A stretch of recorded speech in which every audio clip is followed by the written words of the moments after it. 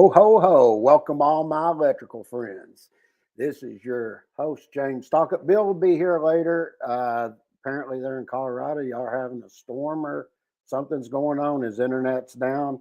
Not sure if he's going to make it tonight. If he doesn't, oh, well, I think he's just trying to get out of having to deal with Jeremy. But I'm sure Jeremy will show up in a little while and say a whole bunch of unnecessary crap. But anyway, I hope everybody's having a good week. I will bring up we're 2 weeks away, and NEC Deathmatch will end. Anybody that's wanting to enter, go enter. Everything's up, ready to go. We've made a lot of changes to the new learning, or not the new, but the learning management system. We've done a lot of new stuff over there. We're getting close to completion. It'd definitely be done by first of the year, all the stuff that we're adding and things that we're doing, and we're putting a lot of effort into the blog section that's going on right now. And as some will already notice, I'm taking weekly. I've set up on my new software that we send out every day. I can't remember exactly what we do on each day, but like we'll have an illustration of the week, we'll have an article of the week, we'll have a meme of the week. Then we got the podcast, and then I'll probably add something else. Probably do a weekly on one of the publications or something, 50% off through all the different stuff we have right now. You can go over to I put it in the comments there. You can go in and get 25% off anything right now. So we're doing that for the holidays, but that's not going to stay up too long. And we already got some people coming in. There's David. Hey, David, hope you're doing good. Merry Christmas to you too, brother. Actually looking forward to Christmas this year. We got a lot going on, and kids and everybody are coming over, and guys, it's just going to be, we got a lot of family coming in. So we're getting ready for that. Matter of fact, speaking of that, next Thursday, and then the next Thursday after that, 2 weeks in a row, we won't be doing the podcast specifically because if you look at the calendar and everything, next week will be the 25th, which of course is Christmas Day, and then the next day is New Year's Day.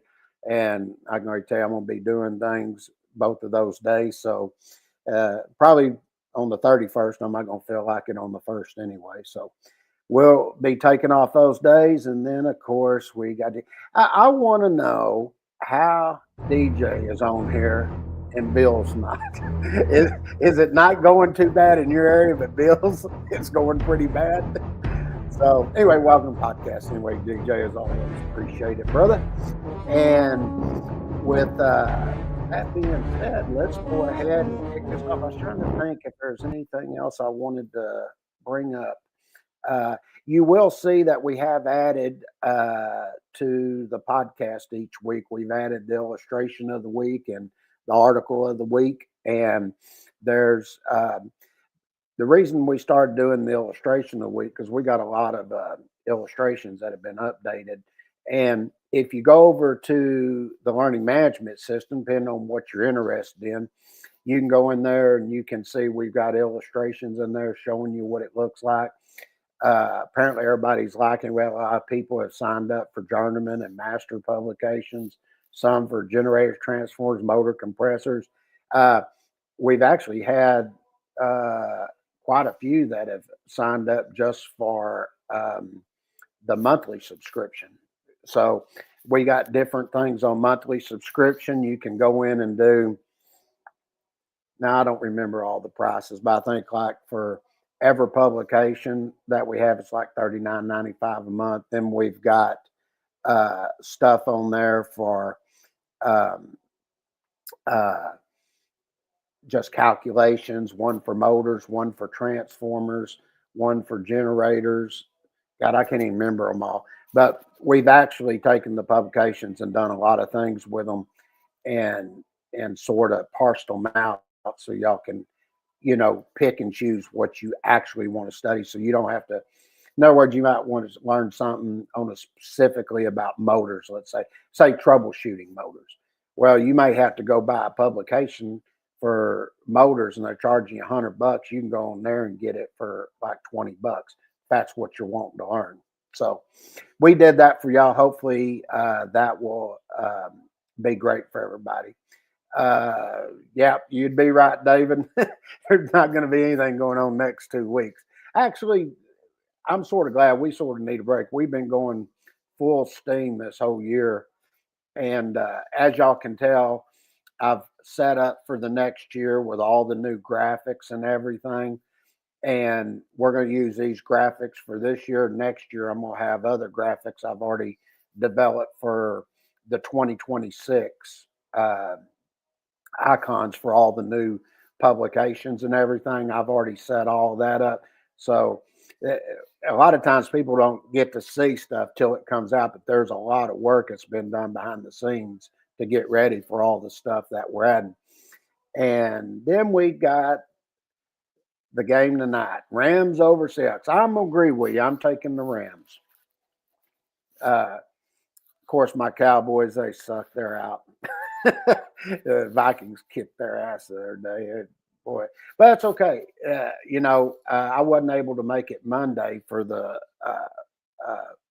football podcast that we do, but I was in Dallas. I was at a deposition on electrical, and long story short, the other attorney was pissed off at me because I was making them look bad, and they ended up taking like 5 breaks through this whole deposition, and we didn't wrap up to 6:30, and I was over in Dallas. Well, it was an hour and a half home. I called Bill. I said, there ain't no freaking way I'm going to be making that. So that'll be awesome, and appreciate it. We've done quite a bit of work. I hope everybody likes everything that we're doing, and bringing that up, that brings us to one, and I put this together, so I'm going to go ahead. I did a little quick video for something that happened over on Electrical Code Discussion for Awesome Electricians, and Bill asked me to do it, so I put it together. So let's see what y'all think.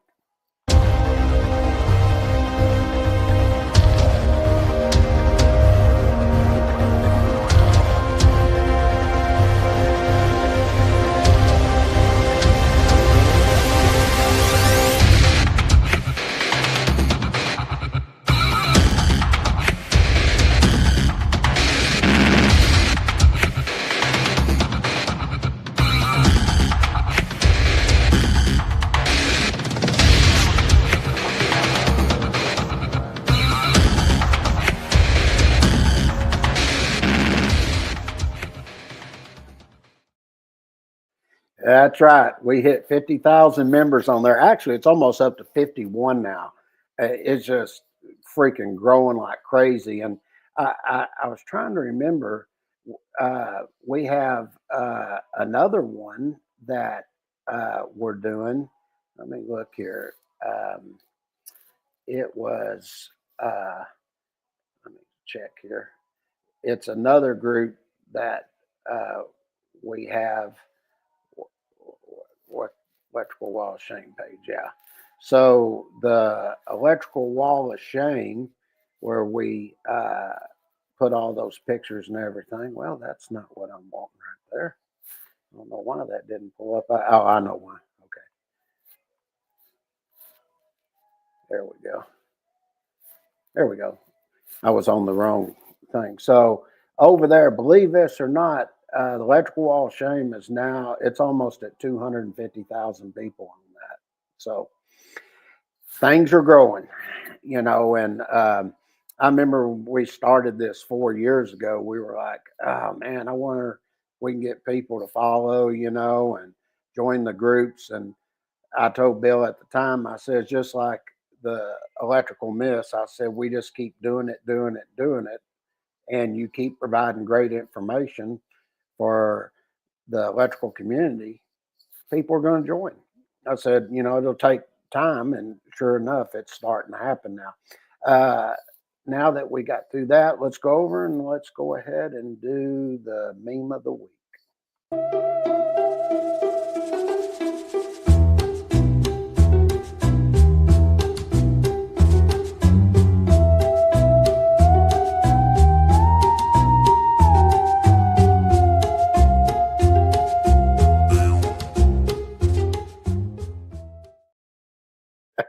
The first one Bill sent me, but the second one I actually did when an electrician attends medical school. I saw it on one of the things, and that's something that just searching the internet and all that. We pick up things, and I'm adding that is something that we add to the groups each week. Of some meme I find I think is pretty cool looking, and I'll go ahead and post it up and go through it and see, just what it looks like and everything. So I think that's pretty cool.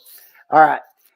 One of the things I'm probably going to do here is I'm going to wait for Bill just in case he shows up, because I know he likes to do his meme of the week. So with that in mind, let's go ahead and I'm going to go ahead and look at the illustration of the week, and then we'll go over and look at the article of the week I did. And if he's not here by then, I'll go through topic. And then if he doesn't show up, too bad, I'm going to cover it, and he's just going to miss it this week. So, all right. So let's take a look here. Let's see, got a comment coming in. I wonder how many.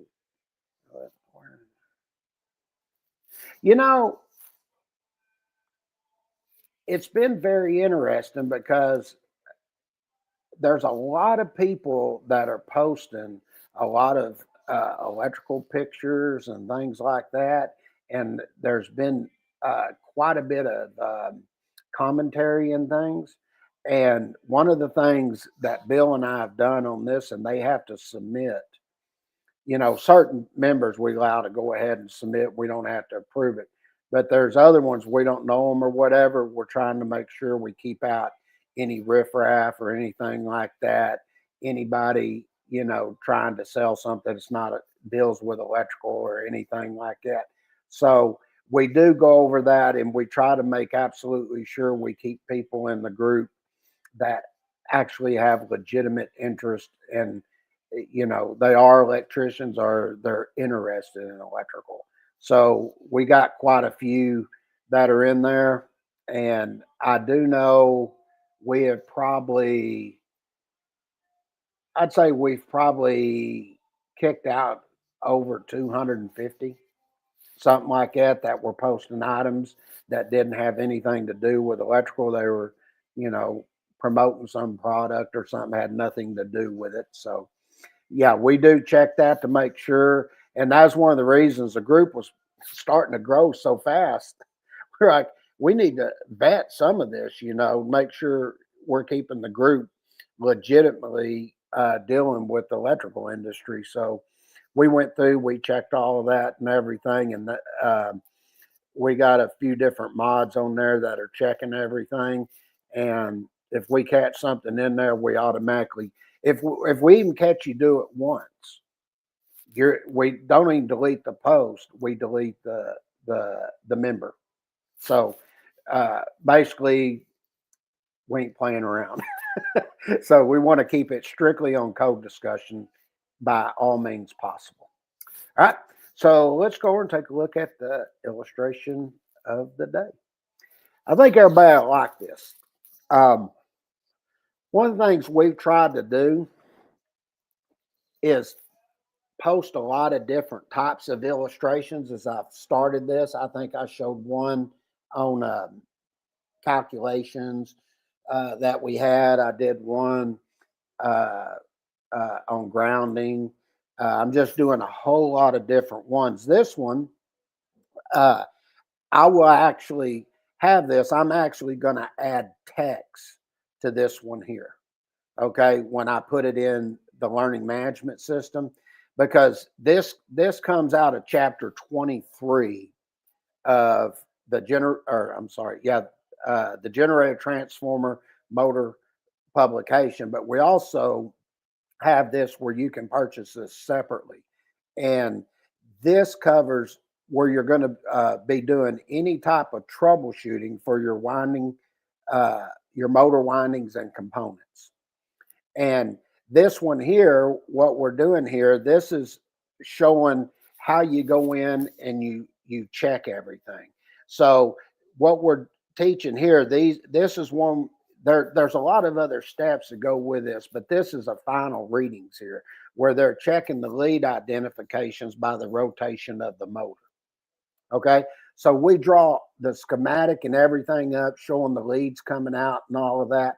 But what's interesting about this particular illustration is we'll go through and do a write-up on it and everything, what we're doing, all this for test number 1, test number 2 to check your different rotations here. But the awesome thing about this is this particular motor, when we started this got all the way down to test 6. And what we were doing is taking just an ordinary motor that had no markings at all, and we're breaking it down, showing you all the testing and everything that you go through in order to get it down to the final rotation and doing your final readings.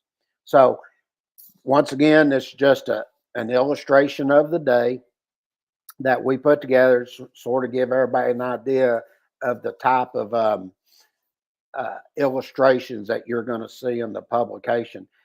Even just taking like the tester there. That tester, we drew that tester. That's not a picture from somewhere. We literally drew. And as for somebody that's an instructor, this is really fabulous for you, because when you throw this up on the screen, it's hard to see here, but all the tester, all the markings on the tester and everything, all the functions and everything, they're all labeled on that tester.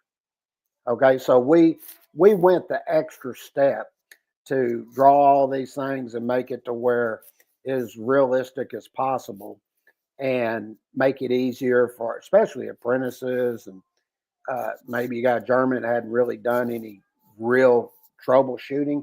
This is a great publication to refer back to. Okay, so that's my illustration of the day. Hope everybody likes the illustration. And then what we're going to look at, we're going to get in to looking at the article of the week. All right. Now, there's a lot of things. I mean, every week I can come in here with just, I mean, you name it. I can come in with all kinds of different things. This, and I thought, was pretty interesting because there's not a lot of, I don't ever see on the internet much where people are coming in and they're talking about using NFPA 497. Now, one of the things, y'all have heard me on this podcast a lot of times if we get into talking about hazardous locations. There's a lot of things that I look at when I start getting into hazardous locations. And one of the things I've explained on here many, many, many times is about classification. Classification is going to make a big difference. And one of the things that makes this particular publication stand out from all the rest of them you're going to look at. This is our hazardous classified location publication. Now, when you get in, you start looking at this, one of the things you're always trying to learn is how do you go about classifying a location? What's he say? Here, I'm trying to log in now. Bill, we were happy with you not being here. No, I'm just kidding. So, you've heard me state this before. I've been on it's called the EECA committee. It's Electrical Equipment and Chemical Atmospheres. It covers NFPA 496, 497, and 499. Okay. 496 is going to be your purge and pressurized systems. And then when you get into all your gases and vapors and things like that, you're going to deal with NFPA 497. And then when you get into 499, you get into your dusts and stuff. Now, when you go in and look at the National Electrical Code, you're going to see through there a lot of references back to NFPA 497. Okay. And I've stated this so many times. You have to be very familiar and start learning not only the code, but you need to know sometimes these other standards to apply. And you've heard me talk about it safety wise using 70E. If I'm dealing with maintenance, I'm dealing with NFPA 70B, and I've been on both of those committees too. And well, I'm just getting off 70E now, but I used to be on 70B too. And when I started on the EECA committee, now I was pretty versatile in the code and all that. But when I got into the EECA committee, that's a whole different animal. I mean, it took me years of studying and learning to get all this stuff down. And there was only a few of us at the time that were actually allowed to teach at NFPA when it got in the hazardous location area. And I used to do a lot of classes for them, especially down in the Houston area. And the reason that was, like we had a guy, I'm not going to say his name. He was actually from Texas, and he was the chief electrical inspector for one of the cities. And he started teaching for NFPA, but he sat through the class I was doing on hazardous classified locations and going through showing how to take and classify an area, actually do it from scratch. And he said, I've been doing this for 30 years. He goes, I've never heard all that stuff. And what he was learning as we were going through it is how to use table 4.4.2 with all the rest of the sections that were in NFPA 497. So when you get in there, you're going to be looking, and this is where you're getting in vapor densities and stuff, and you're looking at the upper lower flammable level, the lower flammable level. You got your MSEGs, you got your mix ratios. There's just all kinds of stuff that you're going to look at in that table. And then one of the other things that happens is you'll notice here, we're going to tell you, and I'm going to show you a great illustration on this in just a second. But this is where we're just dealing with vapor densities, okay? And when we're looking at the vapor density, what are we trying to do? We're trying to determine the settling and rising tendency of a mixture, okay? So they'll tell you if it's less than 1.0, that indicates the vapor is lighter than air and it'll tend to rise. If it's greater than 1.0, what's it going to do? It's going to settle and move along the grade level. Okay. And then we got some examples here to sort of tell you the different type of gases and how they're going to work. But when you look at the illustration, this is sort of what you're looking at. And you're going to notice that we put notes in here for you to look at because there's other pertinent information when you're determining what these hazardous locations are going to be. And you'll see we're going to refer you to NFPA 497. We're going to tell you to look at section 4.2122, but the main one is table 4.4.2. Okay. And now this becomes interesting because this is just a vapor. And how's the vapor rising and if the vapor settling, because that's going to determine a location here. But there's another part of this that's going to be important too. And we go through this and we talk about pressure. And you have to determine the type of pressure that's also coming from these pipes, because the pressure, if you got a leak or something, that thing could shoot, 40, 50 foot, or it could just be a light pressure and it's just a drip. And if you got drip, then you're only worrying about the vapor density. So that's why we bring this up and we show you this. And if you're really trying to learn how to take and look at hazardous classified locations, this is how you're going to do it. He's still having bandwidth. Well, too bad. When I look at this, these are all important factors when you're dealing with table 4.4.2. And I've looked at a lot of publications out there, and I haven't seen one yet that takes you through and explains all these different items you have to look at and explains it in detail, how it all is tied together in order for you to classify a location. We even take in this particular publication, we even show you how to take different chemicals. And if you have a mixture of chemicals, how to go in and set the mixture in order to determine the group so you can do the classification of the location. Okay. So there's a lot of information in here. And I thought this would be a great little illustration to give you some guidance when you're looking at this and where the direction you would want to move into if you're having to deal in the hazardous location field and you want to understand it much better. this would definitely be the type of publication you'd be looking for. Okay, so with that in mind, I hope everybody enjoyed the article of the week and enjoyed looking at, I'll go here with this one, and the illustration of the week. Those are two new features that we're going to be adding every week to sort of show everybody all the updates and everything that we're doing for the upcoming year. And I'll tell you another thing a lot of people are doing too. You can also, if you're looking at the subscription, go over, you can sign on, go to the subscription, and we have a 5-day trial. That's the only place, it's the easiest place for me to do it. Let me put it that way.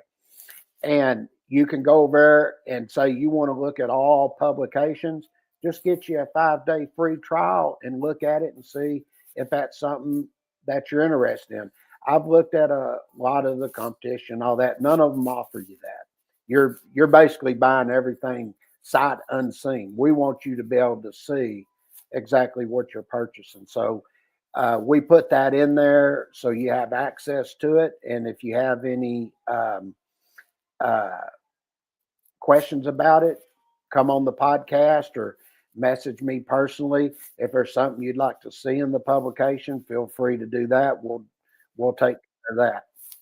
It sounds like Bill might have just come on. It says he entered the studio. Let me see. Maybe I got to bring him on. Oh, I was trying to add you on and you keep. Okay, let me do it again. There he is. All right. Sorry about that. Yeah, it was weird. I hate to tell you this. They said, can James just do the whole podcast and Bill just get the hell off of here? Yeah. I don't know. I don't know who you take at Rams over Seahawks. Or he took the Rams. I've already covered all this, baby. I've been on the roll here. All right.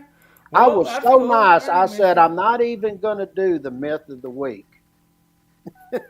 Oh, man. You can't do me like that, man. You can't do me like that. No, we've been having like really bad winds, and we've been. I work for a cell company, and we've been going through and backing up all these sites and setting them up on generators, and it's pretty crazy because like people are like, "This is my property," and it's like, well, it's a utility, so we gotta have a right of way to put a generator here, and so it's been a little bit of battles. Like my apprentice is like, "Oh man, we could have got shot in the head." I'm like, "Yeah." I was like, we were on with our boss and everything on the phone, so we'd have had a bunch of witnesses that he attacked us for no reason. But it's pretty crazy. It's pretty weird. I guess we're gonna have gusts of like 80 to 90 miles an hour tomorrow on the foothills. So well, you're gonna have to go back and watch the first. I was able to do the 50,000 for okay. Let's go for awesome discussions. I did the meme of the week, and I went ahead and did the illustration and the article of the week. So yeah, got a lot of that done, and I think you really like going back listening to. I think it'll be awesome. You go back and listen to the article of the week because I did vapor density and in compliance with NFPA 497 and explaining how the hazardous classified location publication was put together to show you how to actually classify a location. And then the illustration of the week I showed the final readings doing the rotations of a motor, but it was for troubleshooting motor windings and components and taking a motor that had no markings at all and going through it till you get to the final readings. So nice. That'll be posted next Monday on the groups. So I just posted in here. We had a time before where we're doing a pressure test on some process piping, and something failed. And I mean, there was a crater in the ground. I'm telling you, dude. I'm glad that we weren't around when that happened, but that happened. I got to witness that, and it was just one bolt of the flange like failed or something, and I mean it blew a hole in the ground, and like when I saw that hole, I was like, man, I'm glad nobody's around when that thing let loose. And that's interesting that you brought up about the flange and stuff, because we actually talk about the flanges in our publication, and matter of fact, I may do that in a couple of weeks, showing an illustration that we did with the flanges and stuff. But those flanges have little ridges in them, and based on them ridges, in other words, if you have one bolt missing, it's going to pass through quicker, and that can cause an explosion. Yeah, Daniel's right. We have been having really warm weather.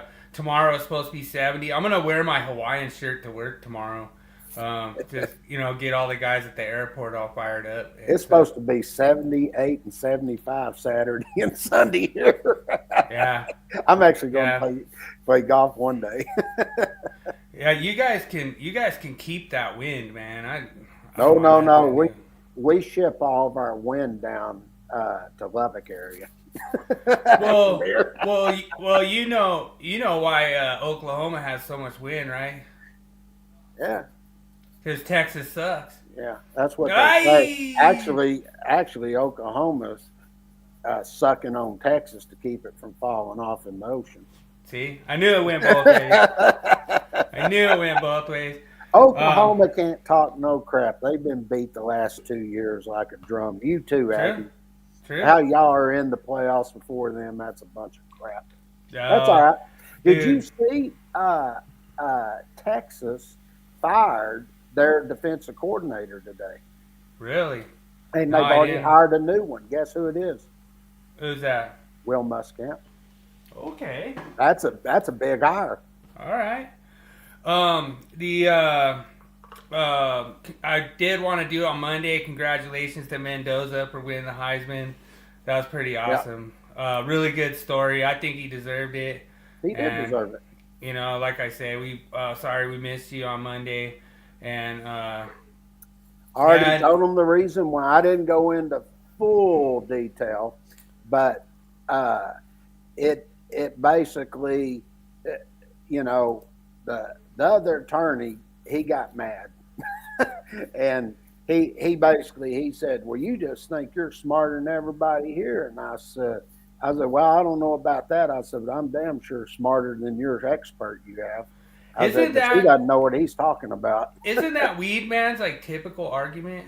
Like every time he's just like, "Oh, you're smarter than the whole NFPA and everything." It's like, well, I worked with them, and David's saying he had lower 80s there in Southwest Florida, so that's pretty nice. That's awesome. In December. I wouldn't be I'll tell you what I have to say about that.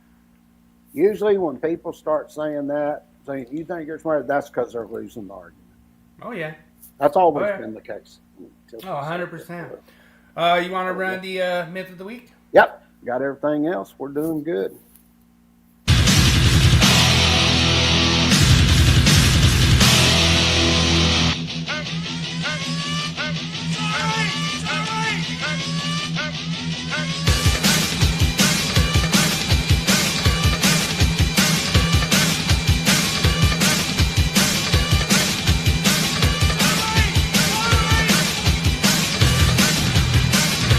It's time for Myth of the Week.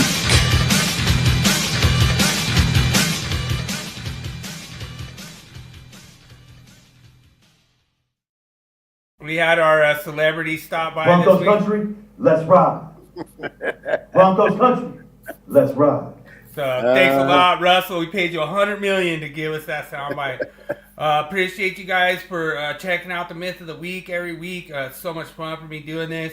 This is an install that I had, and it shows the basic installation of these ceiling wires on the acoustic grid ceiling to support your 1900 J-box and everything. And like I said, I think I painted this one orange, but I threw that in there as like a little joke to say they had to be painted yellow for lighting.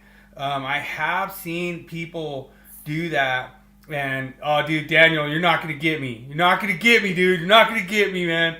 Daniel, they call you a glorified ditch digger, a grunt, and all kinds of other stuff. But you're not getting me this week, man. He got me last week, but he said if AI was taken over our job, they'd be called glorified ditch diggers. He won comment of the year. Oh, for dude, that that was one. awesome. That was so hilarious.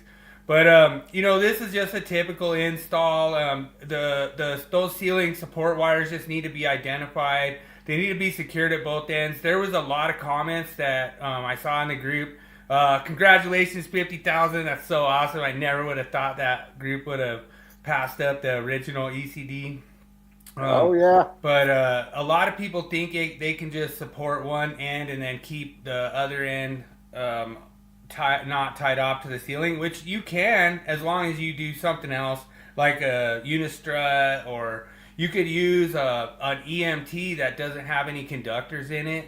We've done that before. Like a lot of times you'll have to span a piece of ductwork or something, so you could actually take and run 2 pieces of ceiling wire down and then secure that just like a short section of EMT across the ductwork, and then tie another grid wire off and attach it that way. That works too. We call that like a ceiling wire trapeze. And so, that's what's so cool about doing this myth of the week, is that there's nothing in the code that says they have to be identified for any different system. You have this securing and supporting. I believe this changed to 313 in the 2026. But they moved some stuff around in 2026, so you have to keep your eyes open, especially if you're testing on a 2026 next year. I know Colorado right now, they're giving you the option to test under 2023, 2026. So that's kind of cool.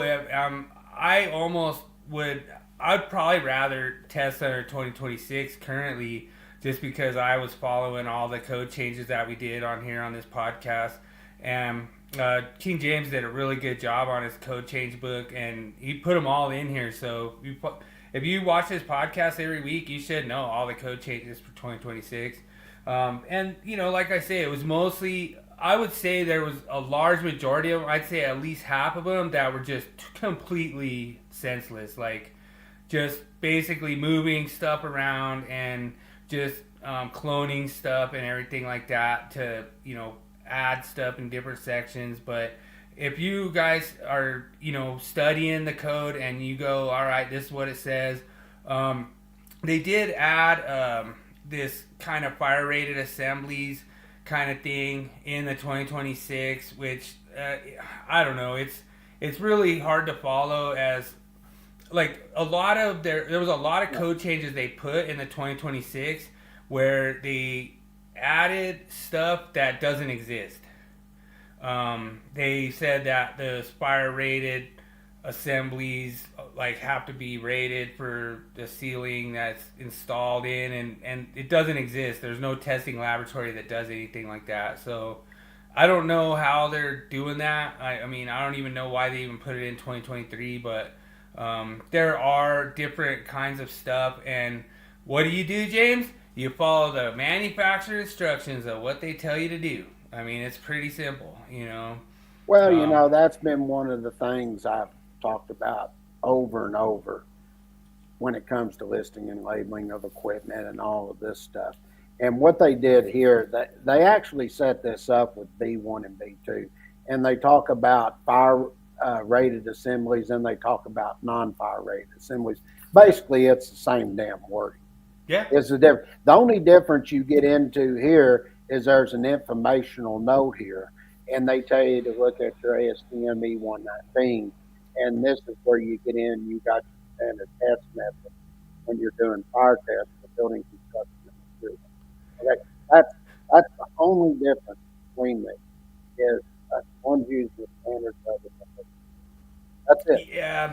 So I did run into a little morsel of on fire protection that came up for like a 2023 change.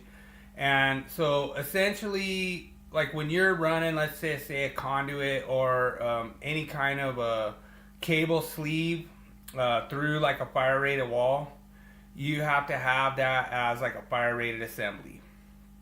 Now, where we used to be able to use that wall as our supporting means, you can't anymore.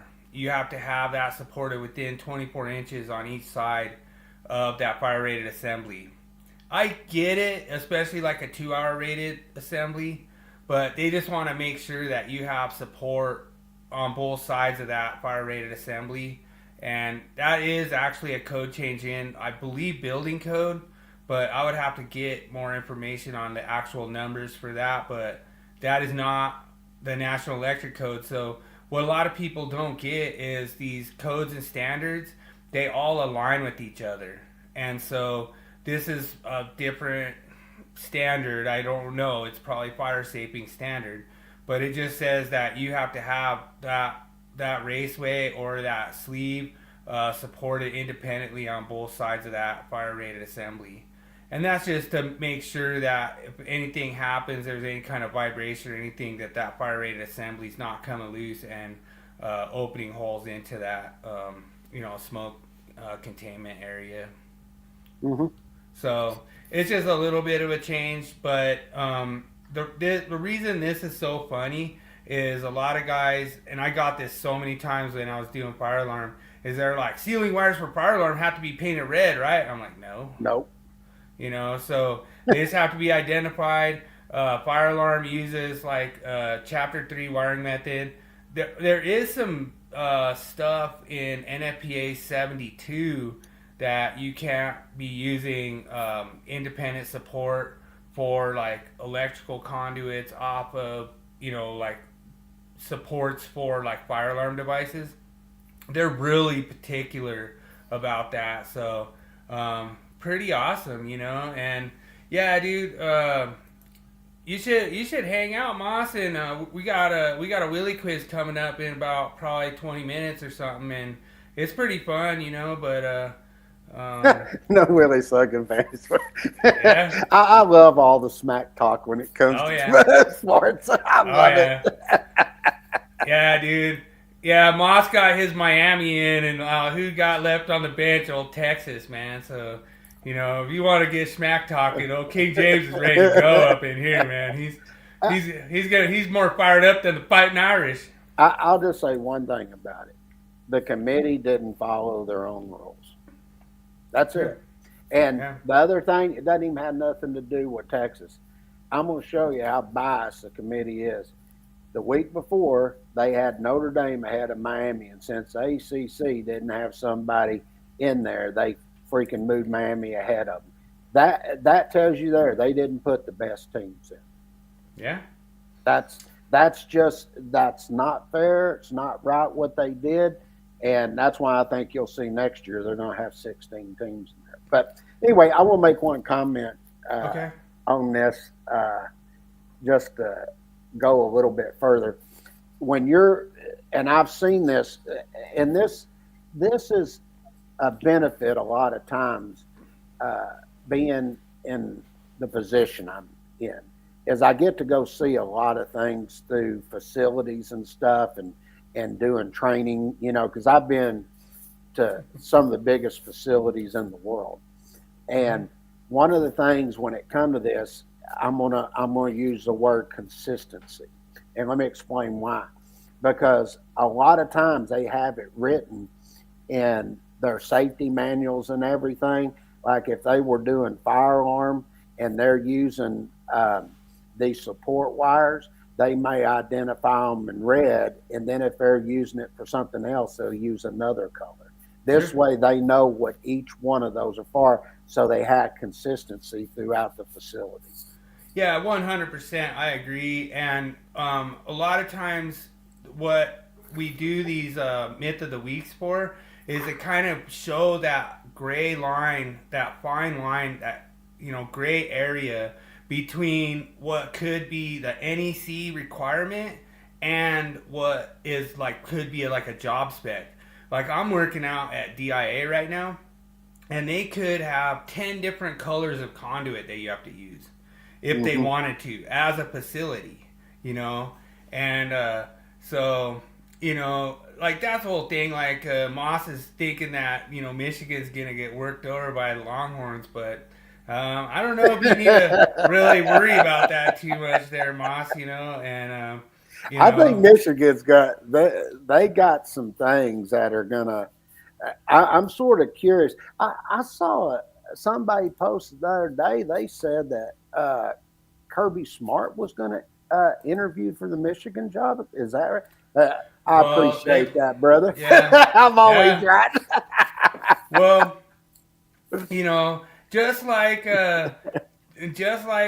Moss got his first loss from Willie's Wild team this week, so that's pretty awesome, man. In football?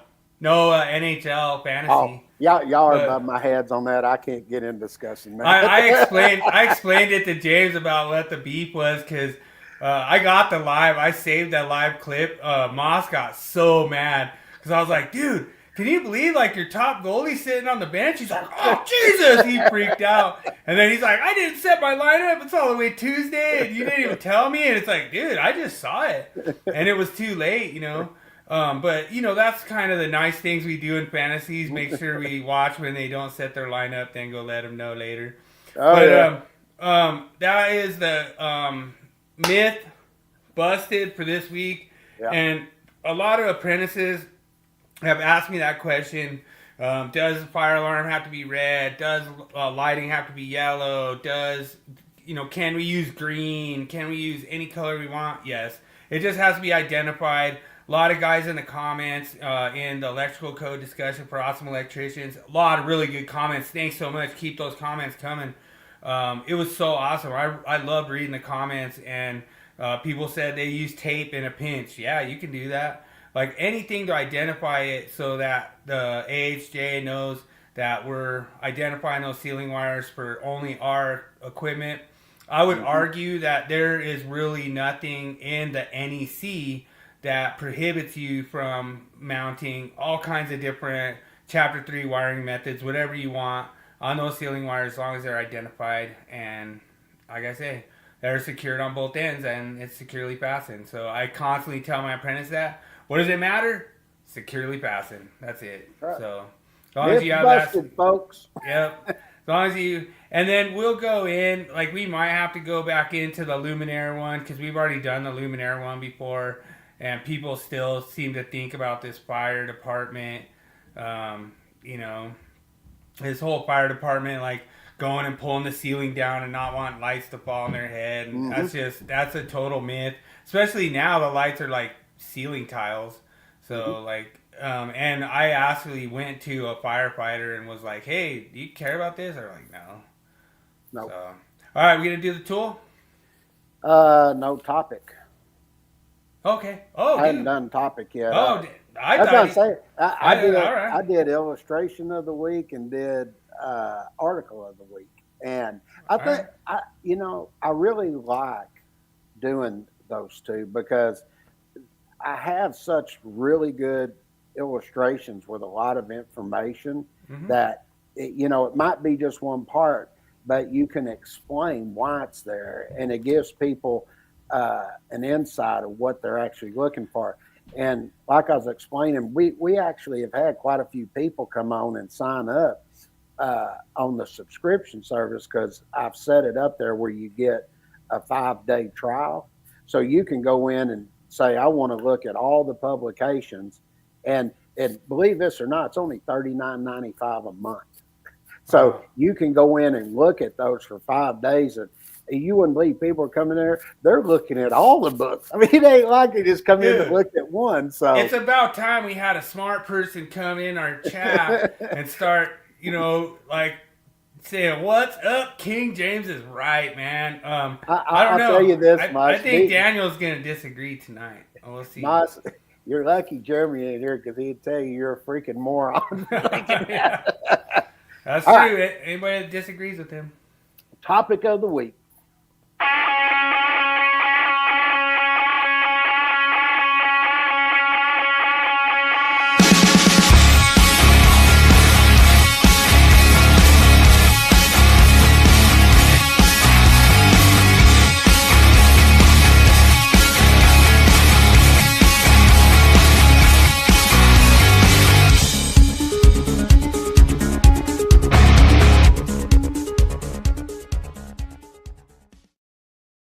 You know what? I really like all the new graphics. I think they look pretty cool. Just something Yeah. different than everybody else has done, and that it's very well laid out. And this in here, you'll see all the illustrations here are from the 2026 NEC Changes publication. This is part 2. Last week we did everything up into grounding. We'll be in definitions for the first 3. But Okay. Accidentally, what's that? There we go. Well, you use like a demonic thing in there, and some people get scared Oh, yeah. by that. Of course. Always got to drop about something. But one of the things that we did here, they did come in and they put in here that you could use cable ties. And they added the new definition that you can use these cable ties. It could be for bundling. It can be for securing. It could be for supporting. And this is for all your flexible conduits, flexible tubings, things like that. And if you'll notice, we also took and put the sections in here. We're actually showing where you're using non-metallic cable here. And just as an example, there's other sections you could look at.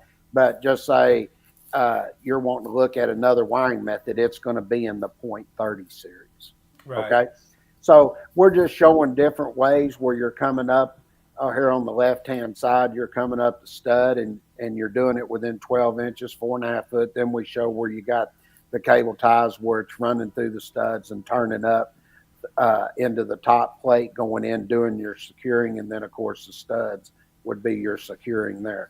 But we're just pointing out that, yeah, you can take and use cable ties. Okay. So just so everyone's clear, so this one, let's, for example, is like 324.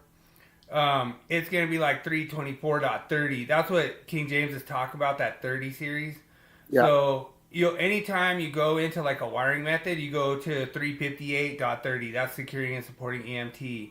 You go into like all the different, wiring methods, whatever you're looking at, that 30 is going to be your securing and supporting. So that's what he means by that 30 series. A lot of times my apprentice is like, I don't know what he was talking about by that.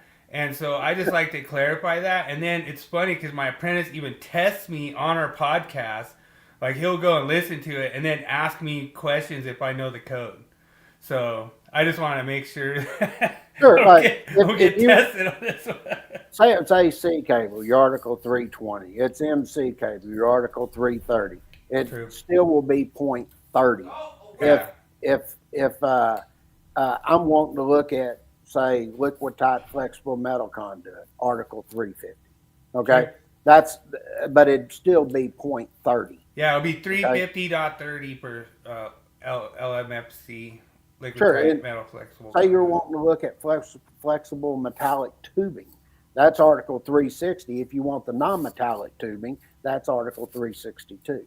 Okay. Right. So this just gives you just an example. And I've looked at all the other ones out there. They don't even show you any of this stuff. So yeah, and I like the nice code loop. It's a nice clean code loop on that. Sure, and see, this is another thing, and I'll tell everybody, go and look. Jeremy says, "Oh, them illustrations don't have it. It'll tell you nothing." Well, we're showing you here as an example. This is where you've got integral type cable ties. So if you look, we just showed one. Say it was you could have one that's in a disconnect. You could have it over here that it's in a controller. And if you look over here on the left-hand side, we tell you the types that are used in these management applications. Oh, dude, that almost looks like a disconnect outlet. Yeah, no kidding. I tell you, it just amazes me things they come up with. But what I tell everybody is just go and look and see if they show you this additional information where the different types that you're going to be looking at. And then we tell you, well, what if the system was over 1,000 volts? We tell you, go look at Article 430, Part 11. That's where it's going to deal with this. True. Okay. And that's one of the things that we put a lot of time and effort when we're doing these type of illustrations. We like to make sure we give you a lot to look at here and where to go find this particular information. The thing I really like about those kind of illustrations is that it gives these guys confidence out in the field, and I like that because like when they see it, they automatically look at that and they're like, "Hey, I've seen this before somewhere," Yeah, and then it makes sense to them. Like, can you run rigid straight to a motor? Sure, you can. Like you don't have to have flexible connection, but no, you don't. there's some job specs that say you need to have liquid tight or whatever when Sure. flexibility is necessary. So that's the kind of things like that you put in here. If you go and read any of those sections in there, you're gonna know how to correctly wire this type of situation. Size the overcurrent, size the controller, size the conductors, size the fuses, size the motor. I mean, I've seen times where motor sizes were wrong, Oh and yeah. stuff like that. And so this gives these guys that kind of confidence out in the field where you're gonna not make any kind of mistakes out there. Sure. And a lot of people probably never heard that there's actually types of management applications that are used in here for the different type of integral cable tie devices you use. Sure. And this is here set up to tell you the different types that are out in the industry. Well, and this brings up a point that we've been arguing a little bit when, like, let's just say we're talking about a motor outlet, and you have that motor comes with say a 6 foot factory installed whip on it. Where's your outlet now? Hmm. And we've been saying that since day one because it's like now you just take that motor, you wire it up to that disconnect, and you're good to go. But now, where's the outlet? You can't Sure. you can't say there's an outlet anywhere because the factory wiring of that motor is not covered by the National Electric Code. Sure. This doesn't look like much here, but go and look and see if any of the other illustrations actually go in and show you what the wiring looks like inside. Even from the controller, we show you all the wires where they're connected and everything. It's hard to see right here, but Yeah, when is that a 3 phase or single phase? that's three phase. Okay, And gotcha. when you go in and you look at that controller there, when it blows up on a big screen, all the markings and everything that are inside that controller, it's all labeled and everything. Yeah, I like how you turn 90s on all your conductors. I do that too. It's a little bit of pride. Yeah, well, I want the illustration to look good. Yeah. And a lot of people, I mean, you see it and you think, oh, wow, that's a cool looking illustration. There's actually a lot of work that goes into drawing these illustrations. It's just like Well, this. you have my example. You just like copy my work of like my pretty work and stuff, so it's pretty easy. Well, like this one, they added here a new definition that deals with electric self-propelled vehicles. Okay, this is a new definition, and the reason this was added is Scroll down. because they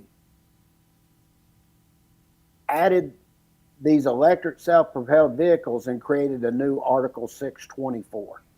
Okay? I think that's like so unnecessary. Like, I don't know. I followed this from day one. Tommy D was the one that made this up, and I don't know, man. So what the reason that this is so stupid is so the military has drones that are self-propelled vehicles, and the code says you can't use a locking style connector. Mm-hmm. That's dumb. That's so stupid. So what happens when the National Electric Code says you can't use a twist lock? Well, what's the military using? They're using twist locks, the easiest way to go. Yeah. And, it's just ridiculous because what they're saying is that these things will take off and they'll, like, be still plugged in and then the cord won't rip away. Well, I can guarantee if you have a car at L614 or whatever the 240 volt non-locking receptacle, it's not going to come unplugged. That thing's going to shred your whole house. I mean, it's not going to just come unplugged and rip away while your car's driving away. Like, it's so dumb. It's just, to me, there's no logic behind that. They don't want it. They want it to be a non-locking connector. And so we had Bryce Nesbitt on here. Bryce Nesbitt, really intelligent individual from the University of Berkeley. And he had the Tesla J114, whatever it is, locking connector, and I can go in the vehicle, but it can't go in the charger.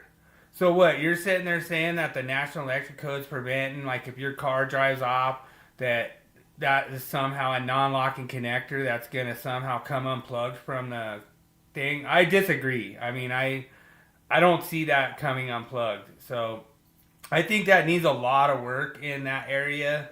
As far as, I think they should allow locking style connectors for connection to that equipment. That's just I my think they'll opinion. eventually be making some changes. Yeah, I You agree. know, and it's just like, looking here, you know, we drew an electric self-propelled vehicle, but this is the type of equipment you're going to charge it with. And Is that Senior's big old green tractor? yeah, we don't have nothing self-propelled around here Right. except for ourselves. There you go. But this is your power export equipment, and you're going to see that right here. And so what we did, because if you come back and you look, we come in and we talk about the means for electric motor to draw current. We give you all these different items here, from a rechargeable storage battery, fuel cells, photovoltaic array, and other source of electric current. Then what we did was, since we were going to talk about the power export equipment, we showed you some different things set here. So you got the utility grid coming here from the utility. Then we show where it could be. You got your solar panel. Then we drew what a real new digital solar inverter looks like. And then we show it coming down to the power export equipment to feed the electric self-propelled vehicle. So what we did, basically, we just took what was there, got you ready, then come over to the power export equipment to show you exactly what they're talking about. So, question for you. What would you say is the reason that we needed 624 and it couldn't be just encompassed in 625? Because they were, I think, because it was dealing with self-propelled. Yeah, but I mean, isn't it still a vehicle? Like, I mean, Yeah, but couldn't you just? I think they were just trying to keep it away from it, because they were different types of vehicles. Well, yeah, but I mean, you have electric vehicles that are self-propelled now. Yeah, but they keep all of that in Article 624 now, because they're different types of vehicles.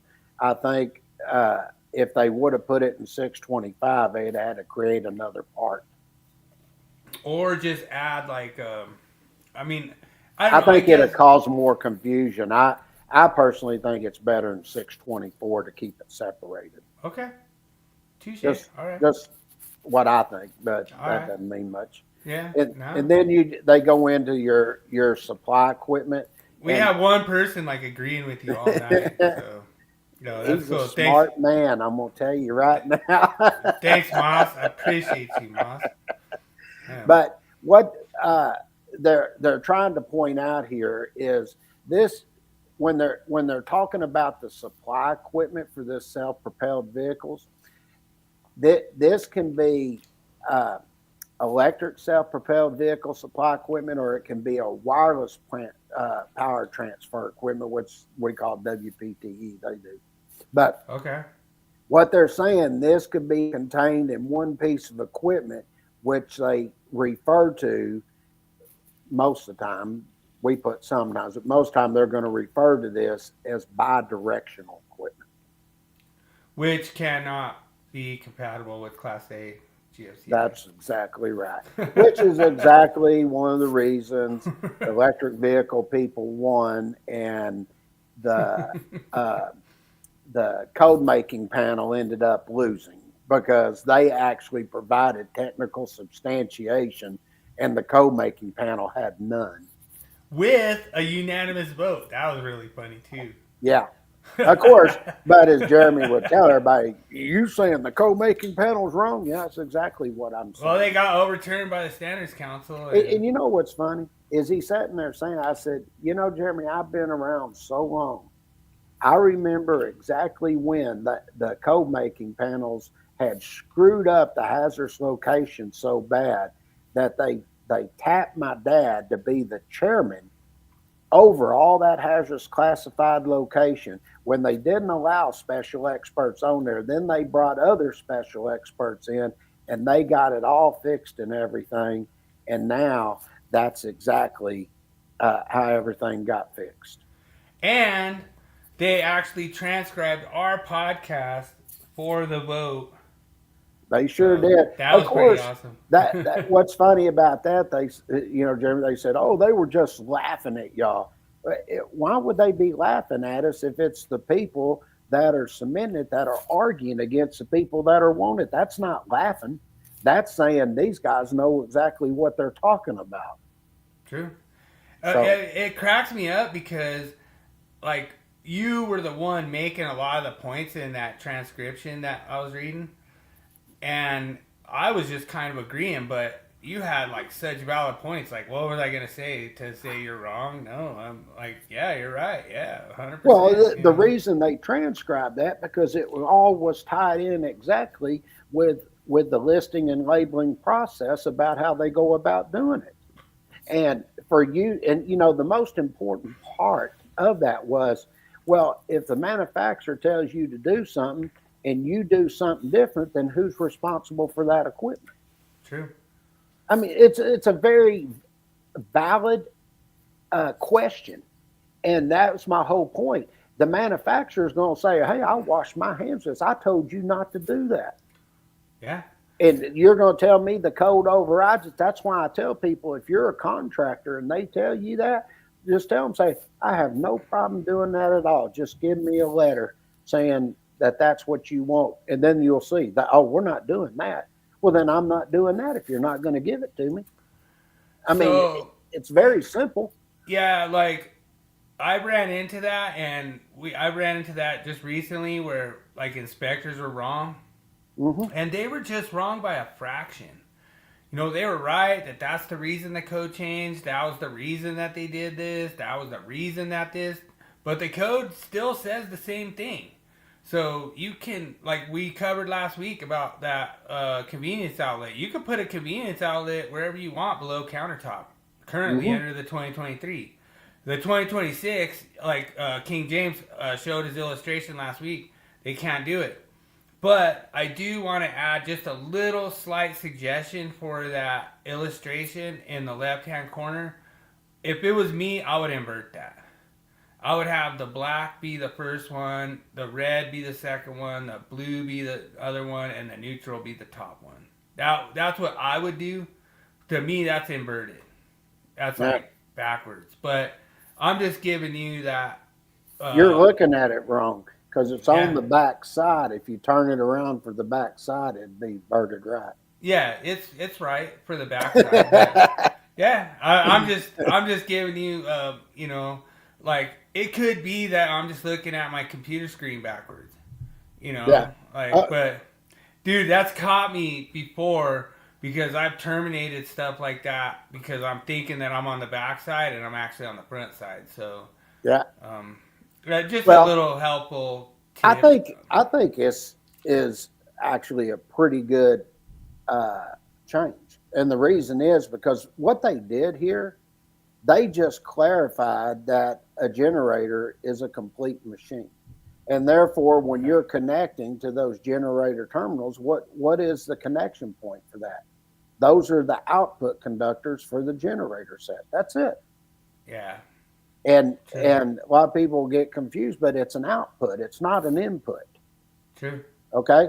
And then if it's over 1,000 volts, we tell you go look at Article 495 for these permanently installed on-site generator sets. Yeah, and then you're feeding an inlet. You're not feeding an outlet. That's right. Exactly right. Now, the last three we got are going to be the GFCI protection. And this one here is where you get into a Class C. And when you look at it, we put a lot of good information here.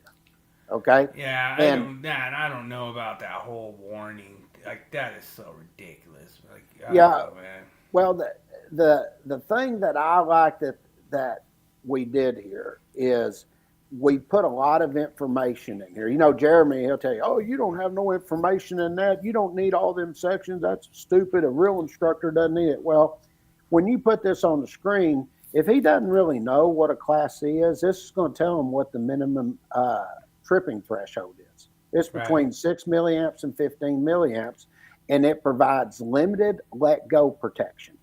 True. Okay? And up to 20 milliamps is to protect you from what?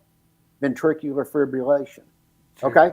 And that's all provided in the informational note 1 and 2 of Article 100 for Class C. So is 440.14, isn't that the reference to 110.26a for accessibility? Which one are you looking at? The disconnecting means 440.14. Oh, 445. You got me confused there. I was like, what the hell's he looking at? I'm just looking at the loop. I'm looking at the code loop, but isn't that just accessibility?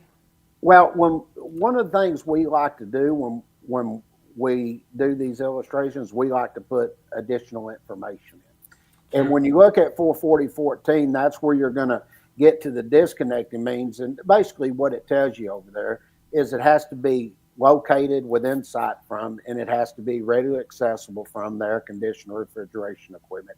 And then it tells you that the disconnecting means shall meet the working space requirements of 110.26a. Unless it's non-fusible and it's not likely to be worked on while energized. That's right. Then And that's why they put it in there, because when you go look at 110.26a, and we've gone over this many, many, many times, is that if you have to work on it while it's energized, then yeah. And see, this is a good point why we put all this additional information in here, because when you go refer and go back, you'll see like, oh, I see what they're talking about now, because if I have just one of those pullouts, you don't need working clearance. You don't need working clearance. And why is that? Because by 70E, you're supposed to lock and tag that out. True.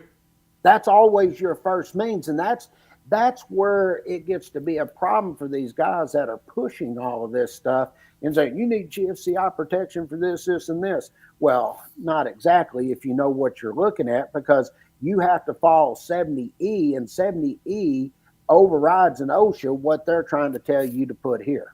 True. And the thing is, like, so 70E is trying to protect the electrical worker, and it is your job as the electrical worker to ensure that you're working in an electrically safe work condition. Sure. So they're sitting there, oh, well, what if it doesn't have working clearance and you have to test for the absence of voltage? Well, guess what? They have provisions in these disconnects, especially like the pullouts. Oh, like, yeah. You're not going to have exposed energized components in that working space. You know, we had a place here, I'm not going to say what city, but my brother was doing this, and they told him he had to have working clearance, and he told his pair, you don't know what the hell you're talking about. And he said, they got into it, and he goes, I'm going to have my brother come up here and educate your dumb asses. What Frank tells him like it is. And so I come up there, and the guy kept arguing with me, and I said, let me ask you a question. I said, let's just say you're right. I said, if that's the case, I said, then I don't need to apply 70E, right, for lockout tag. He goes, oh, no, you got to apply that. I said, well, if I lock and tag something out and I'm working on it, I said, do I need a working clearance? He sat there for a second, and he goes, well, yeah. I said, for what? Right. I said, if I put insulating blankets, mats, all of that down, I said, and I've protected myself, why do I need a working clearance? I said, because you're worrying about shock protection. And I said, when you're looking at shock protection, I said, what are you looking at? I said, hand to hand or hand to foot. I said, you want the current? I said, has nothing to do with anything else. And he sat there for a second. He thought about it. He goes, I had never thought about it the way you're explaining it. I said, exactly. I said, therefore, it's just a pull out. And I said, you protect yourself, just check real quick and make sure it's de-energized. You're ready to go. And he goes, yeah, he goes, I was listening to some instructor tell me you had to have that clearance he goes, what you're saying makes sense. He goes, I never looked at all them other standards, and I took him through, showed him what it said and everything. And so So then you're actually at readily accessible location, verifying that those conductors are de-energized, leaving that's right. that piece of equipment, and you're doing your live dead live test and everything like that. Mhm. But there's nothing that says you have to have working clearance for that live dead live test. And then on top of that, when you sit there and look, what these guys usually do, like they make this claim that they're testing voltage at that disconnect to verify. No, you aren't. What happens, what we usually do is we test voltage at the breaker. So we use our PPE and all our stuff and go on electrically safe work condition, verify. We do what they call it, justified energized work. And we verify that it has 240 volts going out to that disconnect. We don't shut it off or anything, and then the HVAC contractor goes, opens it up, and makes sure it's got voltage at the unit. Sure. So we don't open that disconnect at all. We don't test voltage at that disconnect at all. If that disconnect doesn't have voltage, then one of the apprentices must have crossed one of the conductors coming into the complex or something. You know what I've seen? Somebody that's working on an AC unit, you know what he does? He pulls it, and then he opens up the panel of that AC unit, and he checks it there. Yeah, and guess what? do they have working clearance in there? Almost never. Yeah, as I'm saying, that's how you do it. I mean, a lot of times I say use some common sense. It's like I told Jeremy one time, get out of your elitist office and go out there and see what they're really doing in the field. Dude, these guys, they want to be like big shots in the electrical industry, but they don't have the experience like us. And like, it's funny because today I went and I did like an assessment on one of the cell sites, and I was like, all right, this is what's going on. And, I told them, this is what's up, this is what's going on. They're like, all right, cool, we're good, go to another one. And I told my apprentice, like, how did I do this? He's like, what do you mean? How did I know it had commercial power? He's like, well, I don't know. I looked to see if the meter was on. Yeah, check see if the meter's on. Will help you out quite a bit. Yeah, like he's like, what? He goes, you didn't have to unlock the enclosure or look in there or nothing. I was like, yeah, I just seen the meter was on. I knew it had commercial power. It's pretty simple. You just roll it out by a process of elimination, Mm-hmm. And one of the things I like to point out when you're looking at all this stuff, just look at the amount of information that is provided in all of this, so you can look these things up. A good example is we're showing a Class D here, and we're showing you where it's over 300 volts to ground. So we showed a 4160 2400 volt. And one of the things that you're setting up here is you look at what is the minimum tripping threshold for a Class D. It's between 15 milliamps and 20 milliamps, which we already said is that's to protect you from vehicular fibrillation. But now if you look at the low impedance path we talk about here, we tell you that this is the voltage across the body during a fault where it does not exceed 150 volts. Okay. And that is what you're getting into when you look at these Class Ds. They're designed to implement where you have a specially sized ground so that ratio with respect to the ungrounded phase conductors, it takes and limits the voltage to which a person can be exposed in case of what? A ground fault. And it's greater than 0.187. Oh, but it does. But of course, when you look at this illustration, you hear Jeremy and them boys over at ECD, they tell you these illustrations don't provide you no type of information whatsoever. And this goes back to a lot of things. You can engineer off most of this stuff. Yeah, that's what I'm telling you. We put a lot of time and effort into these things and trying to make sure you get the maximum information you can out of this. I mean, we even tell you, go look at, for further information, if you want to learn about a Class D, go look at UL 943C. I'm just so glad that Moss Sports World jumped in here to just, tell you you're right on every single one of these, man. That's so awesome, dude. Mm-hmm. Thanks so much, Moss Sports World. That's so cool, man. He's one of the cool partners of the channel, and appreciate you. I'm always over there on Moss Sports World, and I'm always whooping his fantasy NHL team because he drafts with an app and I don't. But And then your class, I forgot to change that to Class C right there. But we tell you that the minimum tripping threshold is between 50 and 20 milliamps here. And basically what we do here in this one is just to sort of point out that you could have set up on here, you could have a listed combination controller with an instantaneous trip breaker, and also setting up that has the starting means and everything, and look at UL 943.7 for that type of installation there. yeah, and what you're going to run into. One thing I want to point out, if you look at this combination controller, you're going to see that we have draw this exactly like you're going to see it in the field with all the markings and everything.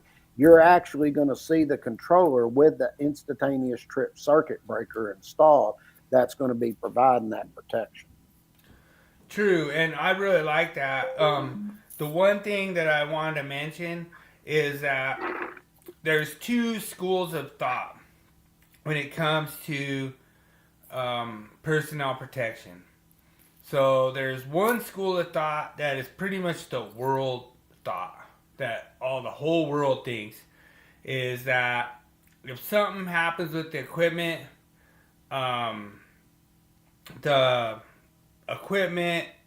faults, and then the overcurrent device opens and limits exposure to humans. That's it. And that's been working pretty dang good. And the great thing is worldwide. Now there's the school of thought of the NEC, all these code making panel members, where they're like, we want that overcurrent device to open with human contact. Mm-hmm. And that's two different trains of thought, two different schools of thought, and it's pretty radical because the world is looking at us like we're idiots because their way has been working for all the way since electricity. Like if you go to Australia, everything's 30 milliamps GFCI. And isn't it amazing they all of a sudden had to come in and put C, D, and E in the code? And why did they have to do that?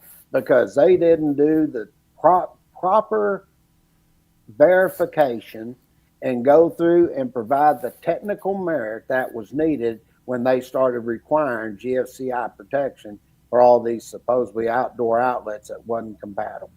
100%. They had a big gotcha moment on that one. It was pretty rough.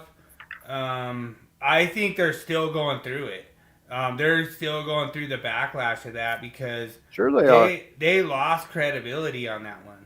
Bet you were in, they did. And the thing is that me and King James have been saying it since day one. Like, I'm gonna have to pull up audio clips from that original podcast that we did. And it's really funny because like when I met King James, I took his 2020 continuing education class, and I was like, dude, that was one of the best continuing education classes I've ever took. And I was like, that was so cool. And I was like, man, would you ever want to do a podcast or something? He's like, fuck yeah. He's like, yeah, just let me know. He's like, yeah, fire it up. And I was like, all right. And so I'm sitting there, I'm going through, I was like, man, I got to think of controversial topics, shit that's going to fire him up, you know? And so then all of a sudden I'm working at this, I was working at the Schmucker's Uncrustable plant in Longmont. And, you know, they do the Uncrustables for the whole world, you know? And I'm sitting there thinking about this, and I'm like, man, I was like, and these guys are like, man, if you see any safety, anything, you let us know. It's your job to let us know anything safety and everything, you know. And I'm sitting there like, yeah, everything looks pretty safe. And I'm sitting there, I'm in this like gown, like some, like they have all this like different garb you have to wear, like hairnet, beard net, you know, a gown, all these like gloves, everything, you know, but you can't put the gloves on until you wash your hands, you know. And you have to like go over there, you have to put your gloves over there, you have to wash your hands, then you have to put the gloves on. Like, it's total sterile environment, you know. And I'm like, I'm sitting here washing my hands on a 208 volt hand washing thing, you know, that's electric. And you know what I mean? I'm sitting there thinking to myself, like, they're calling this a inside outlet. You know what I mean? Mm-hmm. Like, it's a 208 volt inside outlet. My hands are wet. I'm standing here. I can't move. You know what I mean? Like, I'm just stuck here. And I was like, man, we got to do this podcast, you know? So I was like, man, I'm gonna go home. I'm going to do this podcast. And I called you. I was like, man, let's do this podcast. And it's like my number 4 ranked podcast of all time, you know? And it was fun. It was really fun to do because I got your initial reaction on what all these guys were saying, you know? And I was like, yeah, these guys are saying there's an outlet. And you're like, really? Where is it? And it was so fun. It was so fun to do. And, you know, it was like, it was really funny cool. when you did that. You said, well, they say it's at the disconnect. I said, well, how the hell is that an outlet? I said, if you look at the definition of a disconnect, it means it's going to tell you it's a device. And you go look at the definition of device. I said, you telling me that a circuit breaker could be an outlet? You were like, yeah, that doesn't make any sense. I said, these guys don't know what the hell they're talking about. Well, and it's really funny because, like, I'm talking with all these code guys, you know, and I'm sitting there like, all right, so they're saying it's the load side terminal of the disconnect. And they're like, yep, that's what's utilizing the current. And I'm like, really? The disconnect's utilizing the current, huh? And they're like, well, no. And then I was like, all right, well, it's at the AC unit. Okay, cool. I was like, is that rated for a wet location? And they're like, nah. You know what I mean? Like, dude, these guys are all experienced. Like, we've done a lot of stuff together, you know? We've had them trip over their south, left, and right, and they're finding out they ain't the experts they think they are. To me, the only conclusion that you could come up with is there's branch circuits that connect to outlets. There's branch circuits that don't connect to outlets. There's DC circuits that connect to DC outlets. There's DC circuits that don't connect to outlets. Sure. That's the only way you can explain electrical theory all the way through and say that there is anomalies. You know, we have anomalies in space that we can't explain. And we're trying to explain a freaking outlet in the National Electric Code, and we can't do it. So, well, didn't you hear they told us at one time that an outlet existed in an infinite space anyway? That was true. That happened. I was there. That happened. I said, it just floats in there. I said, boy, that's a good one. I never would have come up with that, and I didn't think y'all were that freaking ignorant. How many comments have we had from Eric Collier since then? None, because everybody started laughing at him. Yeah. Like, dude, it was just like when Weedman was sitting there, blah, blah, blah, blah, blah, blah. He had like 50 comments in here. All of a sudden, Daniel's like, oh, yeah, if AI took our jobs, they'd be called glorified ditch diggers. Boom, boom, crushed, like total ghost mode. Even ghost mode tonight, man. I'm going to have to get that on there when something like that happens and put it on there and come up and say, hello, darkness, my old friend. Dude, he freaking ghosted hard. I even told Daniel, I was like, dude, I've never seen anybody ghost on a thing, like trying to troll our podcast, and then he ghosted like so fast. Like he was just gone. He was just, boop. Like, he's out, you know. I was like, whoa, all right. That's Daniel, cool. You put it on him so bad, he didn't even show up this week. That struck a nerve, brother. That struck a nerve, man. Just so everyone sees the comment, man. Yep. Yeah, you know. That's what they do. Yeah. All right, ready for your tool, brother? Let's do it. Got tool of the week. Let's get her.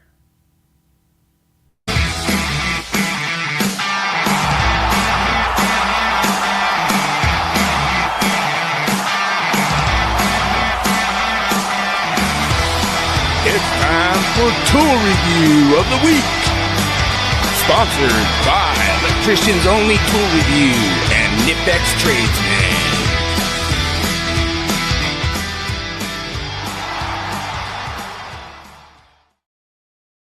Yeah, so I'm so awesome with, I'm so honored with this whole tool thing. It's so cool. Like, I go through some of these tools, I check them out, and this one is really cool. Like, it's just a light. That's it, you know? But that's what electricians need is we just need a light, you know? So to me, all this is just a light, and you put a battery on it, and it works, you know? So it's pretty cool. I really like the way DeWalt had this set up. I'm looking for more. I would like to have a whole, like for every battery I have, I want one of these on it. You know, just it'd be really cool. Just to have your whole job site lit up. We had one of the guys brought, and we plugged it in. It worked so awesome. It was really versatile. You could just hang it. You could just hold it in your hand. You could just spin it. You could throw it in your trunk. You know, whatever.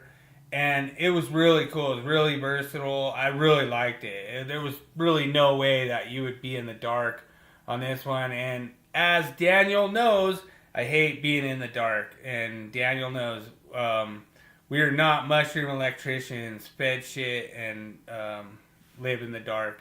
So we are just going to constantly try to get tools like these out there that are really cool to get our life brighter.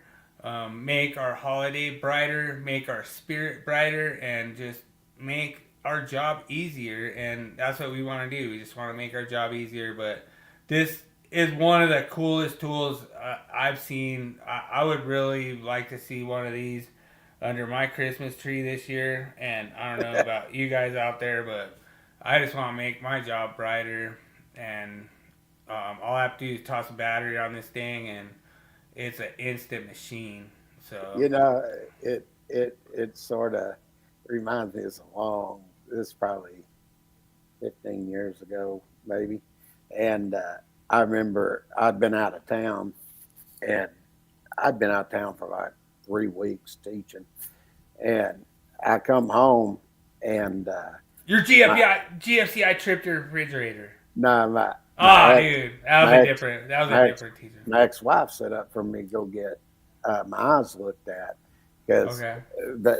I was having trouble seeing a long distance. And Okay. so we went, and right when I got in from the airport, we went over to this LASIK place. And they're sitting there doing all this testing, everything. Next thing I know, she already knew, I guess I was going to be a candidate. She had set me up the next day to go get LASIK. And so I went and got LASIK the next day. I didn't even have time to worry about it. And then I got home. They had to take a Valium, and I slept for a while, and then I got up. And I remember, it's like you say, you want light. You can see. I could see on the screen all the text and everything. And then I went in to went down to the convenience store, and they had a whole bunch of beer signs there. Everything was really bright. I could see everything. And it was right at a couple of days before July 4th, and they were shooting fireworks. And everything that I saw was a starburst. And I mean, I was seeing lights and everything. I hadn't seen that color brightness in a long time. Anyway, everybody laughed. This next day I got up, I went to sleep at night, and I was laying over on my side, and we get up, she pushes me, and she goes, "Hey, how you feeling?" And I turned around and opened my eyes. I went, "Oh, God dang." I was making fun of her. I could actually see her now. She goes, "Oh, yeah, that's real funny." And I was just telling Dad, I said, "Isn't that the shit? I could see a long distance and see it close. And now it's been like 15 years. I'm probably going to have to go back because now I'm getting to where looking at the computer all the time, the smaller text I can't see, but I can see a long distance now." I said, they reversed on me. I'm like, "You got to freaking be kidding me." But as far as colors and stuff, I still see that really good. Right. So let there be light. Yeah. No, it's pretty cool. So go check that out for your stocking stuffer this year. I love it. Make sure and put it in my stocking because I am going to be getting like 4 of those, and there'll be at every corner of my job site, and it'll be so much easier to see when you have like light above the ceiling and just everything. Oh, yeah. Just so much more vision, everything. Then when dirt is dropping on my apprentice, like, man, then I don't feel so bad because then I'm like, oh man, at least you could see the dirt before he dropped it on you. But it was pretty bad. Like, dude, like, it was funny. All the guys at work are like, hey man, make sure you clean up before you go home, man. You know what I mean? Like, you don't want to get pulled over on the way home. So it was funny. But it's a good time. Appreciate you guys checking out the tool of the week. Now we're going myth and machine. Man versus machine. Yeah, he's been talking crap to me all week. He's gonna get my ass this I'm week. getting you. There ain't Easy, no way. it's easy, I'm it's too easy. freaking smart. Don't you know that? It's easy. This one's easy. For years, man tried to create artificial intelligence. On this segment, we find out, is AI smarter than King James?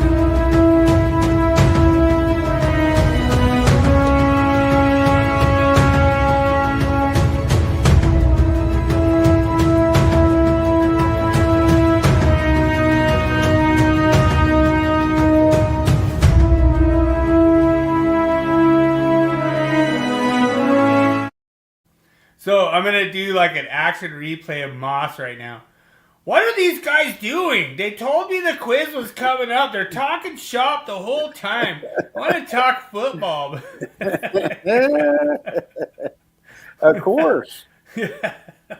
All right, let's see what the hell you got for me this week. This one, I actually lived. I actually saw it, and I knew where to find it. And it's impressive that I actually saw this firsthand in the field, and it was Well, pretty... this is going to be dealing with industrial establishments. I already Yes, know. sir, I remember 100%. this one. I think it's in 392.10B1. Sounds right. It's I think that's right. definitely 392. It's funny because I asked my apprentice, I was like, hey, what code do you want me to cover? He was like, anything cable trays. I was like, all right, 392.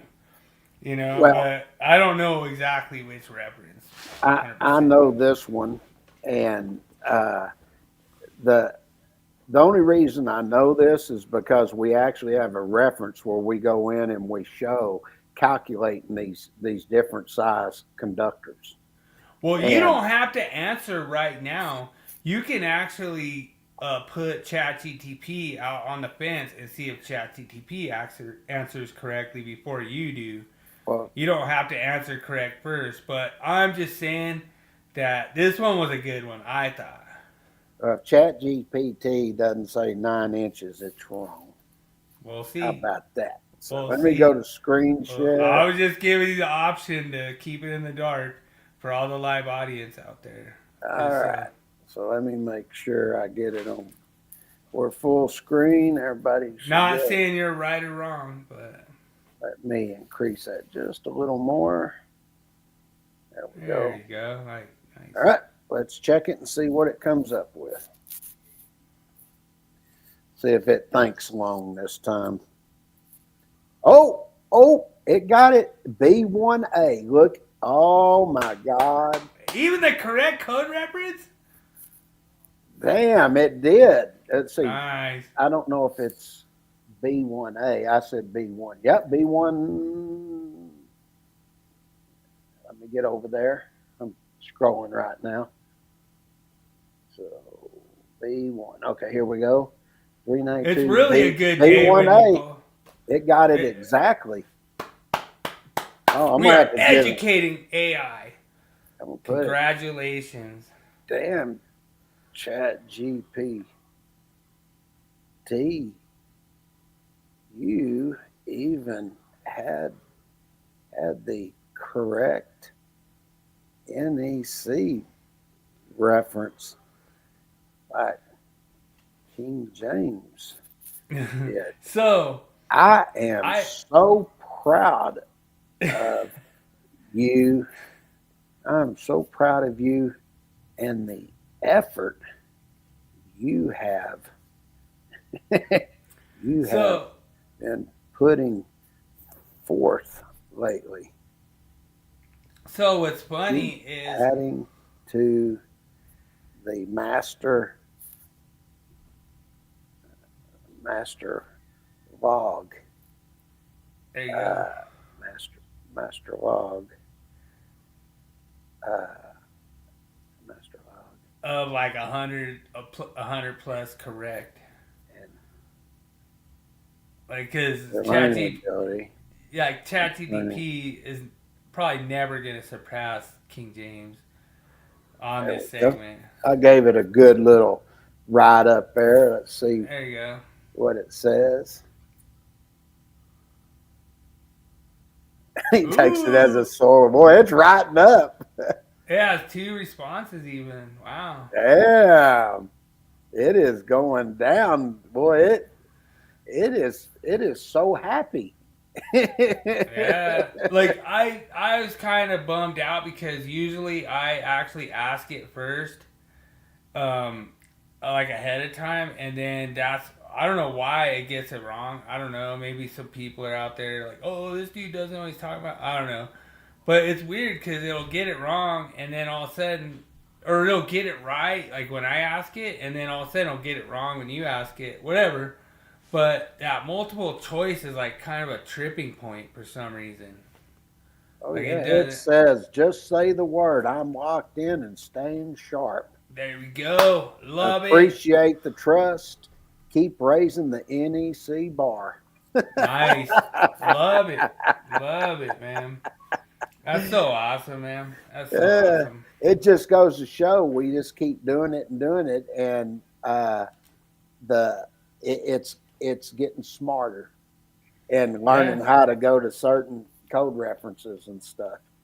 Yeah, 100%. Wow, I mean, it really got the exact section and everything. That's the first time it's ever done that. Yeah, actually, we've been doing this for a long time, and I was kind of making fun of ChatGPT, but it's getting better. It's getting smarter, and it's getting smarter because of us, because we're actually training it and being like, hey, you're wrong on this, you're wrong on that, you're wrong on this. But we actually had a project where they made... That'll be correct. There won't be a show for 2 weeks after this one. Because Yeah. you got on Christmas Day and January 1st. Yeah, 100%. So we'll be Yeah. off. I might just pop in on like a Monday to go over some NFL if James doesn't want to do it or something, you know. Oh, no, I'll still do those. That'd be fine. Yeah. It's just the electrical because it's on holidays. Yeah. 100%. Yeah, next week is Christmas, right? Well, this coming Thursday. Next Thursday is Christmas. So And Thursday's then Christmas. January yeah. 1st is New Year's Day. So Happy holidays, everyone. It's really awesome. it'll probably So- be the same next year because it'll be Christmas Eve and New Year's Eve. But the next year after that, we'll do them because it'll be Right. before that. So because it'll move to Friday and Saturdays. Right. So once again, you're right again, James. So dude, this is like this just writes itself, like as you say, it just writes itself, you know. So it's pretty awesome. Thanks so much, ChatGPT, for participating in our experiment. And all we're trying to do is just get kids to be able to cheat on their homework again. And they haven't been able to do it because ChatGPT's been wrong a lot. And I've tried to exploit some of like the code changes and some of the different things, and it's a little tough. But what are we going to, Willie Quiz? Willie Quiz, we'll do your own intro.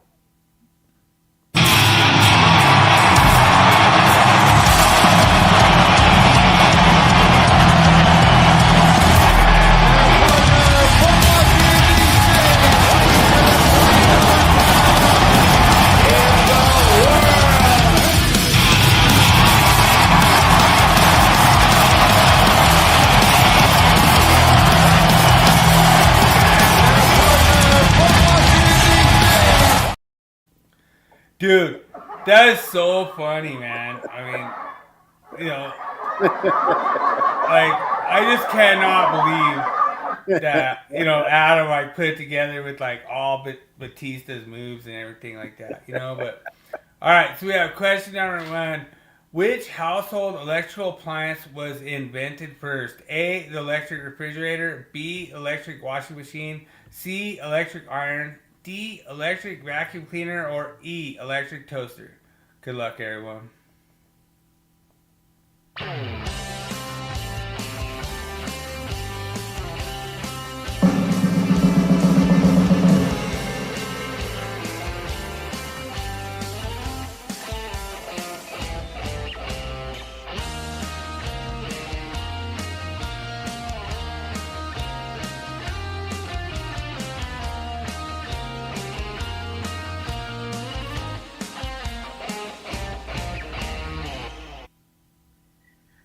All right. I think I sort of remember something about this a long time ago. Yeah, we actually did this before. It's kind of Yeah, I was going with the E2 electric toaster. I was thinking about that, and I thought we did this before or something similar to it, and it was something else that I had to do with a water heater, but we were talking about it. Basically the toaster was first. So yeah, I'm gonna go with the.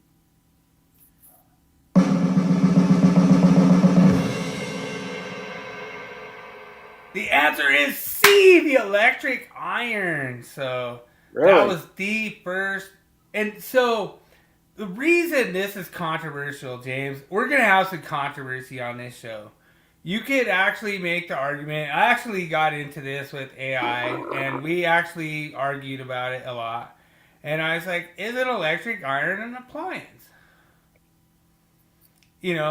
So we've actually done this before, King James, and is a toaster an appliance?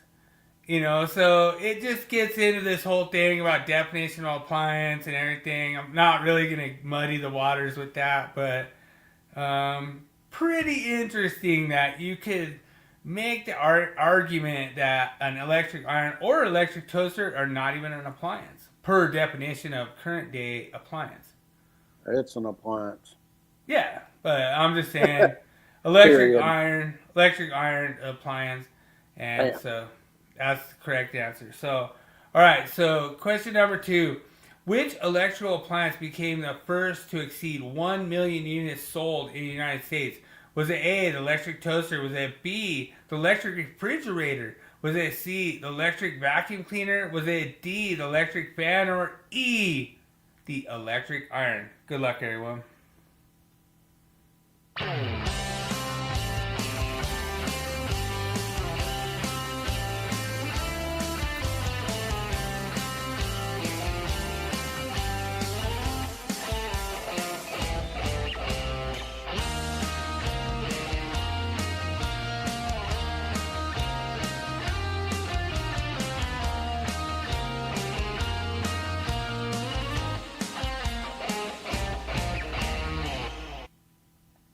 Well, another interesting one.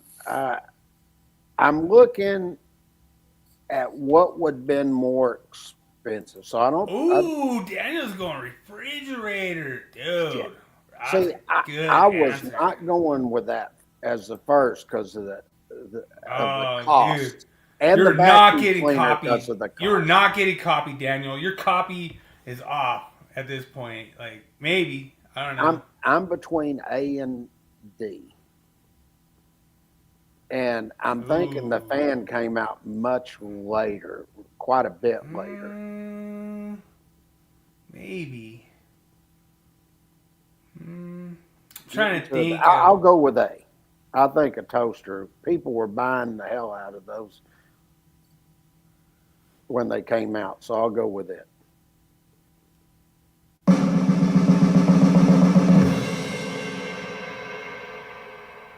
King James gets his first correct answer. It was the electric toaster. And basically, there's an argument between toaster and iron. Because everyone wanted an iron back in the day.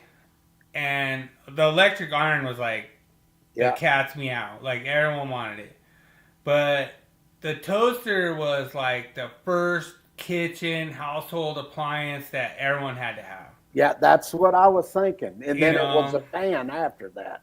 yeah. And then I So think it was the vacuum cleaner, then refrigerator. yeah, Daniel actually got caught in the trap because they actually said the electric refrigerator just exploded after that.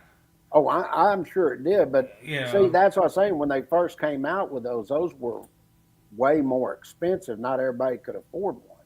yeah, yeah. That was exactly it. So all See, right, we'll my go. process elimination again. There we go. All right, we're going to question number 3.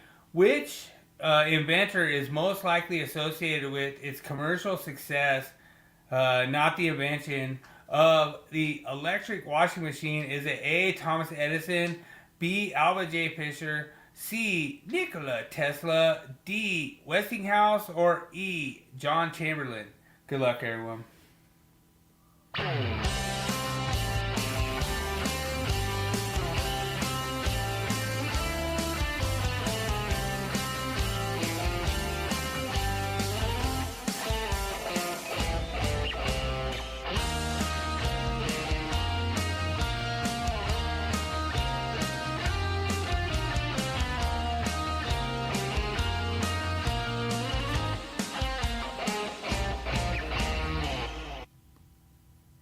This is a good question. I'm doing process of elimination right now. So I don't think it's Edison or Tesla.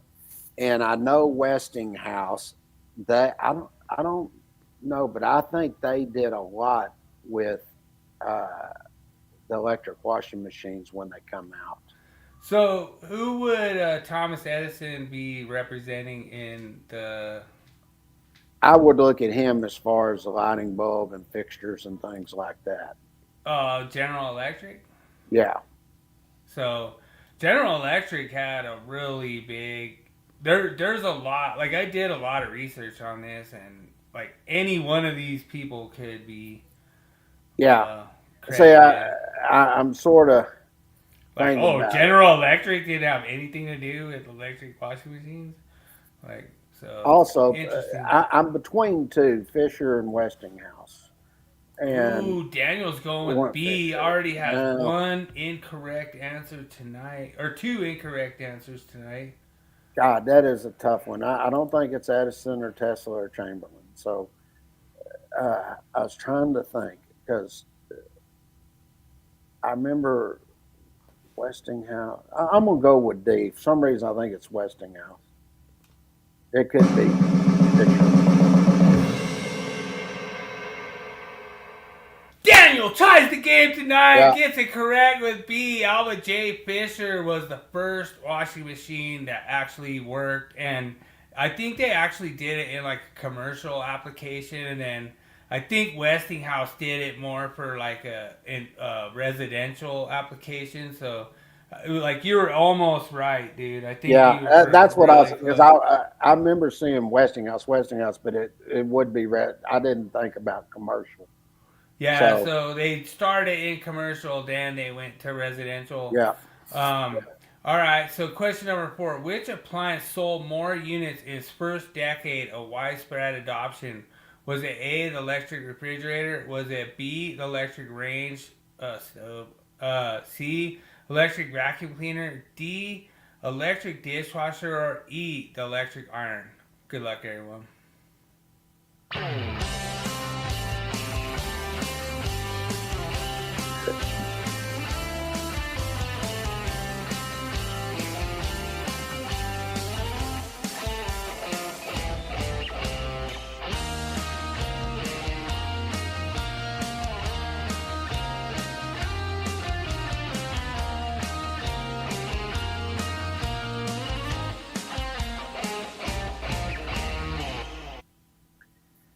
All right. I was giving this a little bit of thought, and I was actually between uh, the vacuum cleaner, because I know when it come out, a lot of people wanted that vacuum cleaner because it True. And then a Well, refrigerator there was was like also another big thing. there was door-to-door sales, but then you had like the electric iron, which like it was funny because dude, I was sitting there joking around. Like I probably used an iron probably like maybe 10 times in my life so far. You know, like I've almost barely ever used an electric iron. You know, Yeah. like it's cool to have and stuff. You need to get like the wrinkles out of your shirt or something. You're going somewhere or whatever. But I don't know. To me, I didn't see that as a necessity, but it was pretty popular, you know. And I could imagine they probably had like different fabrics back then, to where you really needed to get the wrinkles out of your stuff, Yeah. you know. And that was like almost like an embarrassment if you had like wrinkles in your stuff, then you needed to like iron it. But I don't know. When it first come out in its first decade for widespread adoption. Yeah, so that would be from like 1900 to like 1910, or from like 1910 to like 1920, or from like 1890 to like 1900, you know? See, I think the refrigerator was too expensive for it, but I think a vacuum cleaner was affordable. And I'm gonna go with C. I think it's a vacuum cleaner. Looks like you were going to copy Oh, Daniel. he went there too? Okay. Let's see to tie the game tonight.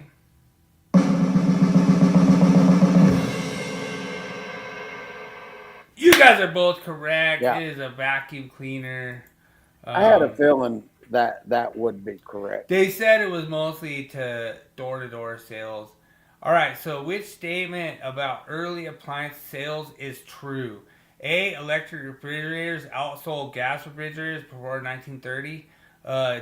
B, dishwashers were more common in middle-class homes by 1920.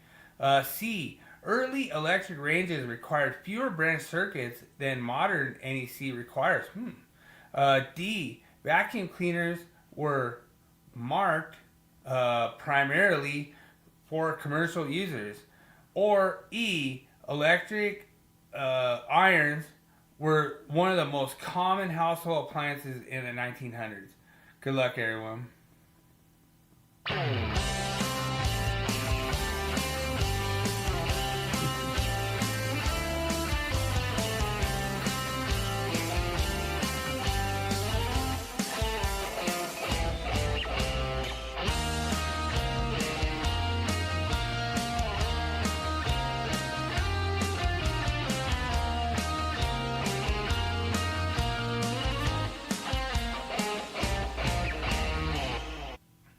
So I just want to respond to Daniel. Like, I need to make sure there's no wrinkles in my Carhartts when I'm a glorified ditch digger on the job site, you know? So That's funny. I like that.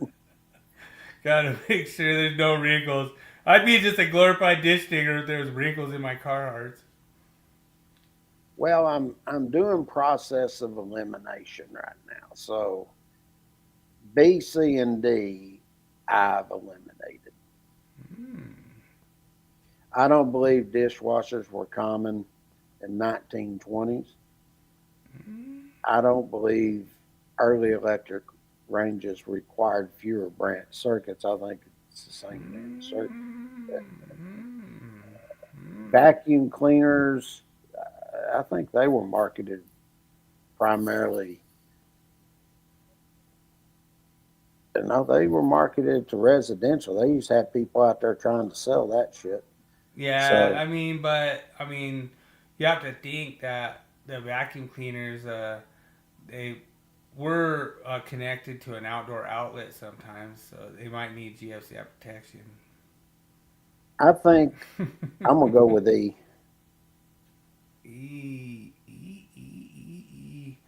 All right, let's see what Daniel chose. Daniel chose D. Oh man.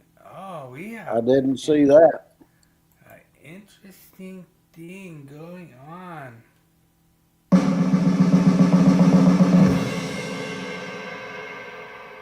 We could have a challenge flag here. The answer I have is C, that early electric ranges required fewer branch circuits because they had lower load. so they didn't draw as much electricity, so they required fewer branch circuits. A branch circuit is just a branch circuit feeding it. I don't know, why would you, do you have more than one branch circuit feeding the range today? I mean, supposedly, I don't understand. That doesn't make sense. supposedly, I'm just going off what AI's telling me. AI's full of crap.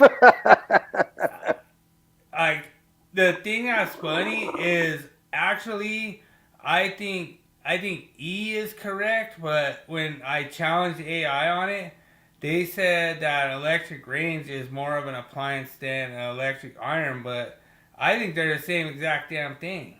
I do too. It's an appliance. But we'll see. But they said the reason why they sold electric ranges early was because that they drew less load. They might have drew less load, but that's not fewer branch circuits. Yeah, I don't know. I just kind of copied it, but I mean, you can throw the challenge flag and say it's wrong, and you know what I mean. Daniel's still wrong. It's not. Yeah, I don't think it's primarily marketed to commercial users. Yeah, so you know, like I say, you still have the lead, I think, or are we tied? It's a tie. We got if you go with C. 2 and 3. Now I think it's 2 and 3. I think right. I'm right on this one. All right, cool. We'll just call it a tie since Daniel would win anyway, even if you know you took the lead, whatever. So, by the 1950s, this is a tiebreaker question. We have a tie tonight, so just letting everyone know we have a tie. So, by the 1950s, what appliance sold over 50 million units? Or actually, I shouldn't say 50 million. Like, so by 1950s, what just guess the number of appliances sold.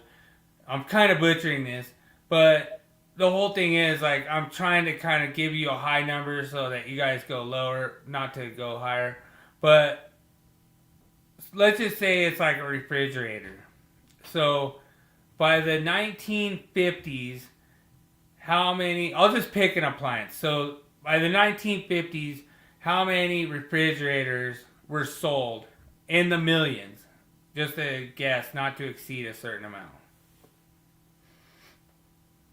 So basically, you want to know by the 1950s how many appliances were sold? So how many refrigerators were sold by 1950s? How many electric refrigerators were sold? It's in the millions without going over. Like I said 50 million. That's like I did a little Daniel 8,000, year. I'd say probably around, I don't know, 8 million. 8 million. 7, 8 million. I'll just say 8. That's probably close to 12, but I don't want to go over, so I'll say 8. Let's see what Daniel says about. Ooh, Daniel goes under. He goes 5 million. The answer I think is it'd be more than that. 25 million. As I said, I wanted to go low. I was thinking at least I almost went to 10. King James takes the tiebreaker and wins tonight.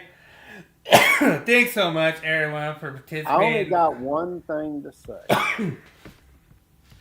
Daniel, I'm going out to the new year as a winner. 100%. Dude, he got drugged through the mud the whole entire year with the Cowboys, the Longhorns, all the quiz. I'm going out a winner in 2025. Yeah. By freaking like 4 million.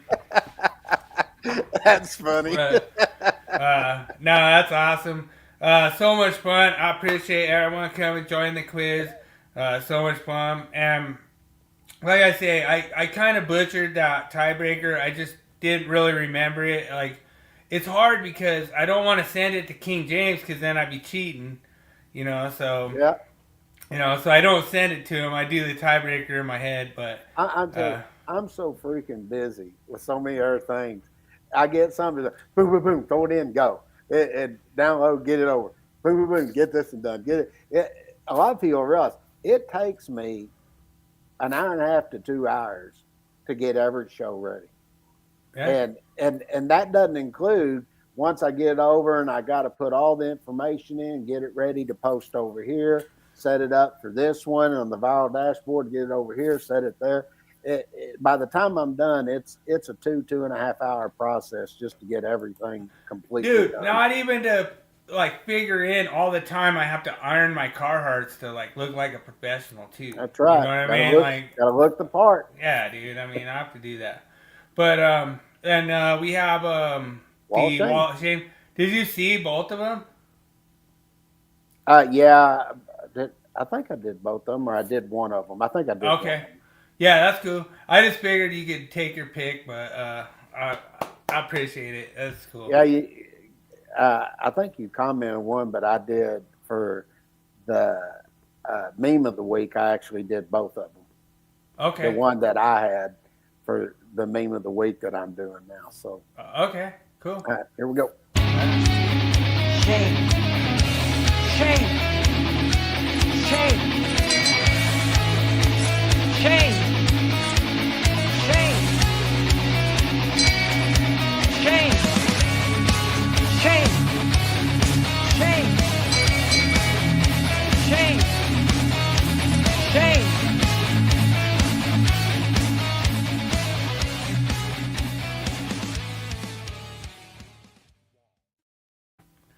Oh, dude, I love this segment. It's so much fun. This one, I think you guys will all love. Oh, man, what are you doing? The thing that's so funny about this is that I bet you all of those plugged in is probably not even close to a 20 amp breaker. But just so everyone knows, just so my apprentice knows, because he'll ask me about this tomorrow. Just because you bolt that breaker in the on position doesn't mean it stops it from tripping. That's right. If that thing trips, you're going to have to take that screw off, reset it, and put it back again. So that doesn't hold it in the on position at all. So Hell no, it doesn't. Oh man. Well, I don't know. That could be a federal. Yeah. It won't trip. Yeah. But I mean, that's not that much really wattage and lighting. Like that's what's so funny. You could probably put 20 of those things together, and they're probably still under 20 amp circuit. Especially if it's an LED. Yeah. LEDs now Yeah. don't pull nothing, man. I mean, Yeah. that's what why- I would use for all my Christmas decorations. LED. I wouldn't use anything else. Yeah, and it's really funny to think about how you would put this together, like any different way. Like if you had like a cord coming out, then you hit the first one, then you hit the second one. You almost need like a power strip. Yeah, Or why don't you just put a power strip in that? I don't know. I mean, That's what I do. But you know, I've done through my career. I've done 4 fires, and all 4 of the fires that I did dealt with Christmas lighting, and that they were older houses, and they were done with knob and tube. wow. And I'll tell you a funny story about that real quick before we finish up tonight. Okay. But the first one we ever did, it was actually here in Fort Worth, and it was just right outside downtown. It was over in Diamond Hill, and we're checking everything, and I get up and I'm looking up top and stuff, trying to figure out what the hell happened, because this side over here I could actually get up there and everything was stable. And Dad was like, "What do you see?" And I said, "I don't know." I said, "I don't know who the hell wired this." I said, "There's some type of freaking wire going across here on some freaking knob that's sticking out, some porcelain insulator." He starts cracking up. He says, "Well, you dumbass." He said, that's knob and tube wiring. You never seen that?" I said, "Hell no, I wasn't born in the 1800s. He said, "Well, map it out so we have an idea where everything's going, and how it was being fed over here. But that's the first time I'd ever seen knob and tube wiring. Wow. Mhm. Yeah.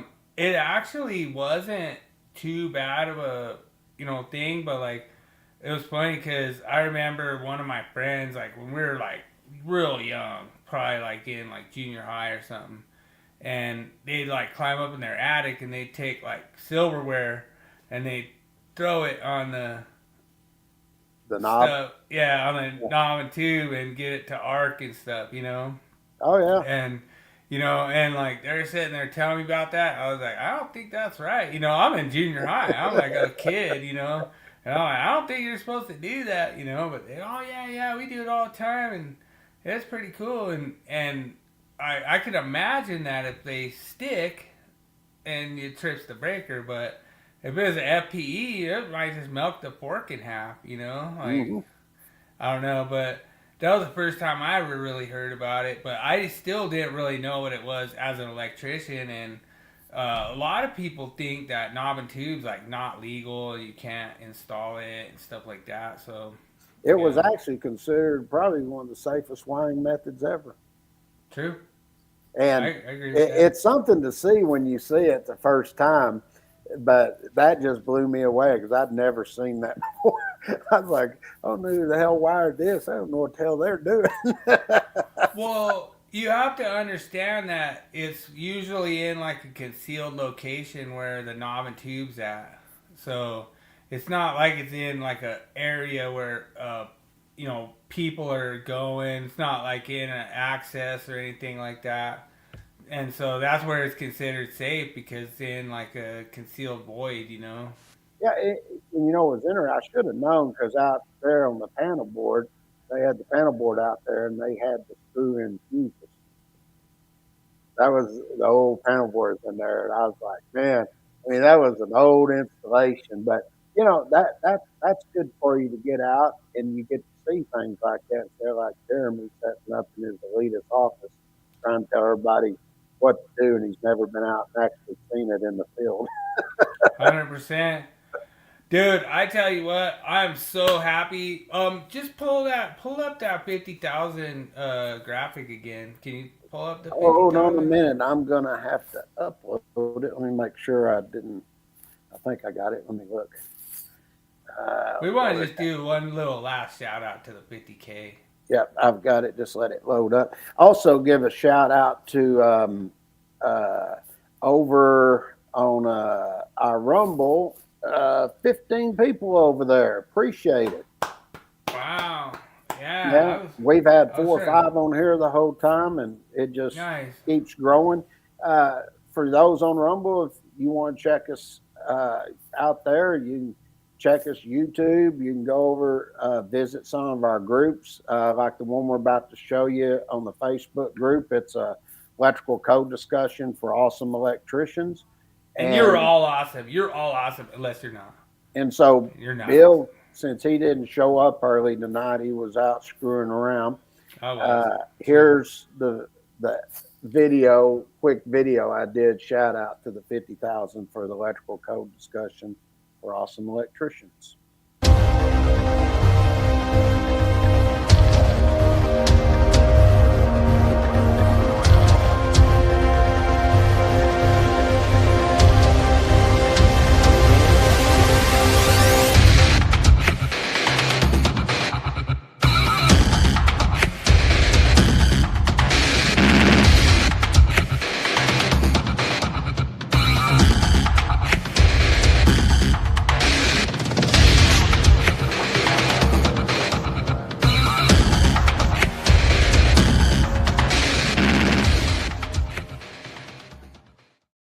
Dude, that was so funny. I was like, hey, what'd you think about this picture? And you're like, man, that kind of sucks. Like, we're not even smiling or anything. I look mad and stuff. And because I'm always laughing. And so I was like, all right, I'll make a new one. And then I did that one with like Christmas trees and I have a hat on and like, oh, it's so hilarious. You had me in a freaking frown like, I was like, smile on my ass. I thought it was pretty cool. We both looked like we were tough. But Well, the thing I is, just we're always both laughing, so it's more politically correct for Well, I us to wanted just be to laughing. do the first one, because the High Voltage Live podcast with our little avatar things we did. I was like, I definitely want to do that first. Then I wanted to do the next one and put it on there because you have it set with the snowflakes, everything behind it, which brings us to the close of this. To wish everybody a Merry Christmas and Happy New Year, and we'll see you Yeah. after first of the year. And all the new graphics, everything you see on here, that's what you're going to see for the next year. And we'll be continuing showing you probably all the way, probably till about April, all the new illustrations for the code change that's there. And you want access to it all, we got everything over there for you on the learning management system. If you go in and you look at the comments, I posted everything up Dude, here. are we going on to year number 4? Year number 4, right? I thought we were going on to year number 5. We're finishing up 4, aren't we? And we're going to number 5. But anyway, I think we're gonna be a solid 4 years, starting in February. February of 2026 because we started in 2022. That's right. So we've been doing 22, 24. Yeah, we'll be going in 5th year. And right now on the learning management system, whatever you want to purchase, we have 25% off, except for subscriptions, of course. And right here is your link to go over and see everything. And I'll say it one more time: if you want to go over and review everything for a 5-day free trial, go over the subscription page. Matter of fact, dude, what are you talking in there? Like now this whole thing is like me being late is like advertising for you. Like, dude, what's up, man? What's up, we'll man? be joining later. Your internet was down. Here's the link to the learning management system. Man. You couldn't do them separate. And we have everything at 20. Right. Man, I was a one-man machine on here. I was taking care of business, brother. I see what my job is now. I have to like keep everything straight now, but it's really cool. I appreciate you. Thanks so much. And like I say, we were just James is like the best sport at like busting on Cowboys, busting on the Longhorns, busting on all his teams. He busts on my teams, and it's really hard to bust on the 12-2 Broncos. Hey, I told you this was my second favorite team. Broncos country, let's ride. Really hard to bust on them boys. I hope they go all the way this year. I'm all for them. Yeah, baby. That's cool. Well, we appreciate everyone joining us tonight. Dude, James is the man. He's like the coolest dude up there in the electrical code world. And just so you guys know, his company is not publishing anymore. They don't have any publishing out there. But they told everybody. Even though, he's got the link in the chat right here. So go check it out and check out the link. What I say to everybody, go over there, do a free trial on the subscriptions. Go check everything out and see. Because I'll tell you now, the others that are competitor stuff, they don't show you their stuff. Sure. And we've got just hypothetical. Matter of fact, I just want to show somebody something real quick, and then we'll just one little quick comparison, real quick. Just to prove to people what they actually will see. Okay, let me go over here to the. I really do like that one we did where you had like the electrical code update one, and then you showed what theirs was and what yours was, and it was way 9-day different. Sure. It had to have that watermark on there. But when you go over here to the front page, you'll see it's a holiday season, special savings, all that crap. Right. You'll see right down below where the Christmas tree bulbs are. If you put in 2026 illustrated, it'll give you 25% off. Now, I need to fix that. It should be 2026 illustrated, all lowercase in one word. But when you go there, this shows you the type of illustrations that are in the illustration. Okay. And you put deathmatch in your cart Yep. And you And can another, join the death match too. this ends here at the end of December. If you want to join, come in. It's $1,000 first prize. You'll see everything is very clean. This goes in, tells you all about the pot. What the hell happened there? That some bitch went over to another page. Let me, because it hadn't been updated. That's fine. That some bitch. That some bitch went over to another page. There we go. Now it's back on. Okay. So when you come over and you're looking at the home screen and you come down here and you're looking at the podcast, this will take you through, talk about the myth of the week, all the stuff. There's a few things I need to add in here that we've also added. This is right here what I'm talking about, the subscription. Okay. Yeah. And I even show you some of the illustrations here. Because you got like the bronze, the silver, the gold. That's pretty That's cool. not there yet. That's okay. That will be where we put it in once the courses are developed online. These are just the publications right now. Gotcha. But you can see there's all kinds of stuff to look here. What most people are doing right now, right here in the middle where it says full publication, say you select this here. Okay, I'm going to show it to you. That's the full Monty, fellas. Yeah. And Don't it'll even come mess over, around. and right Don't here even is mess where around you with have that one. access once you subscribe to this. Once you've subscribed to it and everything, then you get 5 days to look at everything. And then there's no way you're gonna be able to do that all in 5 days. But I want to. Oh no! What we want you to do is go in and look at everything. See if what we're telling you is the truth. Like I was going over the hazardous classified locations. Go in there and check all that out. You'll see some cool stuff. You want to learn about lightning protection. Look at all these publications in here. You got everything. If you want to learn about troubleshooting for motors, transformers, we got all that information in there. And you'll see I even added the 2026 illustrated to the 2023. Now, what I'm going to do is I'm also going to set this up where the monthly subscription, I'm going to leave the 2023s in here with the 2026 once I add them. Okay? So Okay. you're going to, but you have access to everything. Master exam, you got journeyman, you got grounding. The next one that's about to be added in here, I'm finishing up right now, is the 70E. Okay. So all those publications you get monthly for $39.95. So basically, Wow. you spend less than $500 a year. If you bought every one of these individually, it's going to cost you probably about $800 to $1,000 Right. if you did them individually. And I'm not finished adding stuff. Now, say I wanted to look, and this gives everybody a really, really good example. Let's say I wanted to go look at my motor series. Now I want to show y'all something here. Okay. So right here, I've got all the different things listed here that deal with motors. But say I wanted to look at, I just wanted to learn about troubleshooting motor windings. Okay.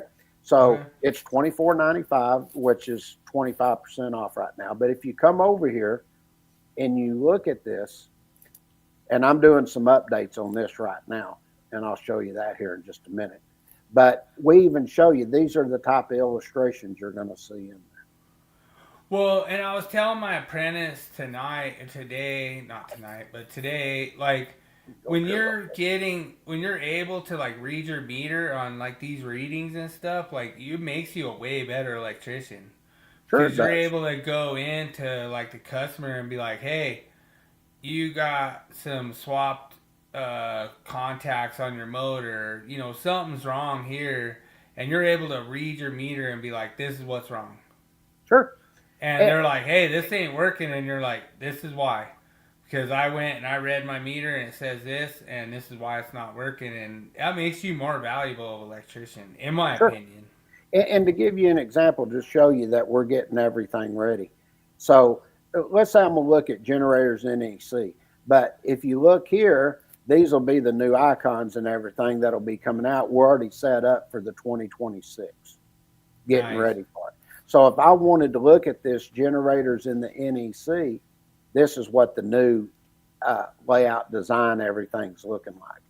So when you Nice. come here, we did a layout here. So you can come in and you can see the different types of illustrations that you're going to have access to. So Yeah, we and encourage people to come in and look. And then another thing that we do, we also lay it out and we tell you in the table of contents all the stuff that we're covering that's in that particular book that's just dealing with the generators and NEC. And then if you want to know other publication, every one of these right here that you would click through is going to take you to that deals specifically with just generators. nice. So if I wanted, say I wanted the whole thing on generators, I can click just right here and go back and look at generators. And then you come down here and we've got it set up and we're showing you different types of illustrations that are in there. Nice. So, and look at this. Here in generators, this tells you this, that instead of buying them individually, you get all the generator stuff that we cover. And then this is all listed here to tell you exactly what's covered in each one of those chapters. And then when you come up here, you'll see that the price just for the generators is $39.95.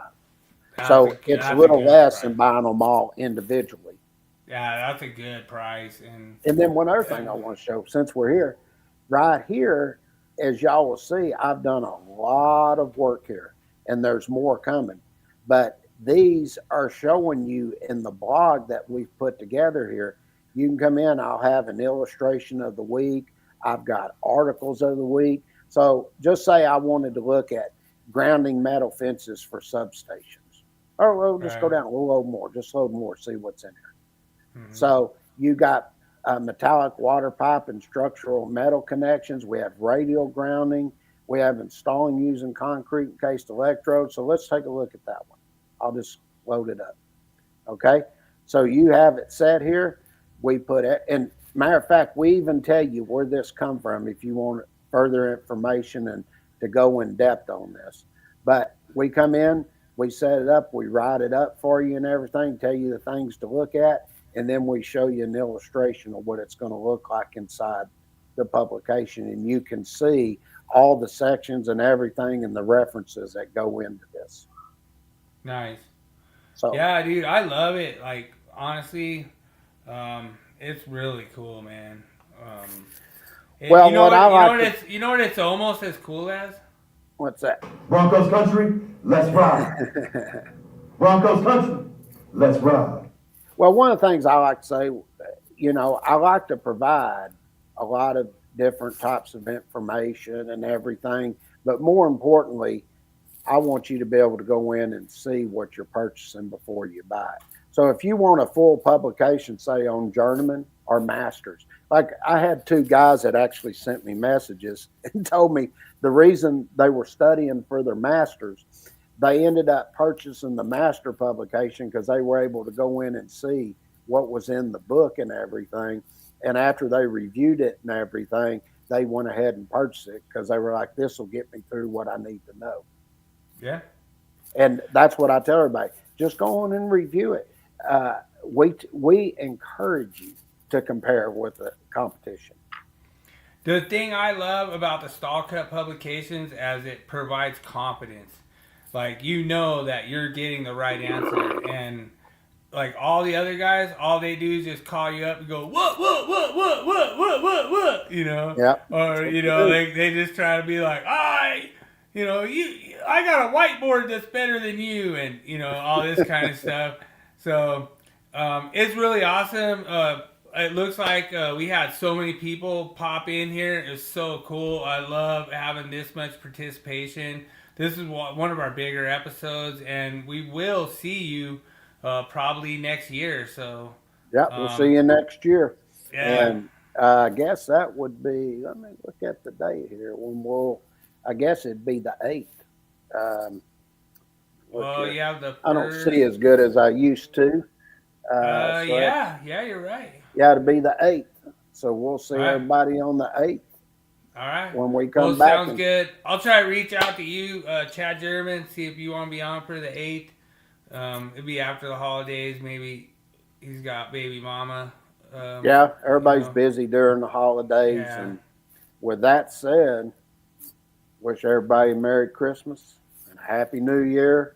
We'll And see as you in always, 2026, baby. remember, make every day an easy day. I'm out. Everybody take care. Have a Merry Christmas and a Happy New Year, and we'll see y'all January 8th.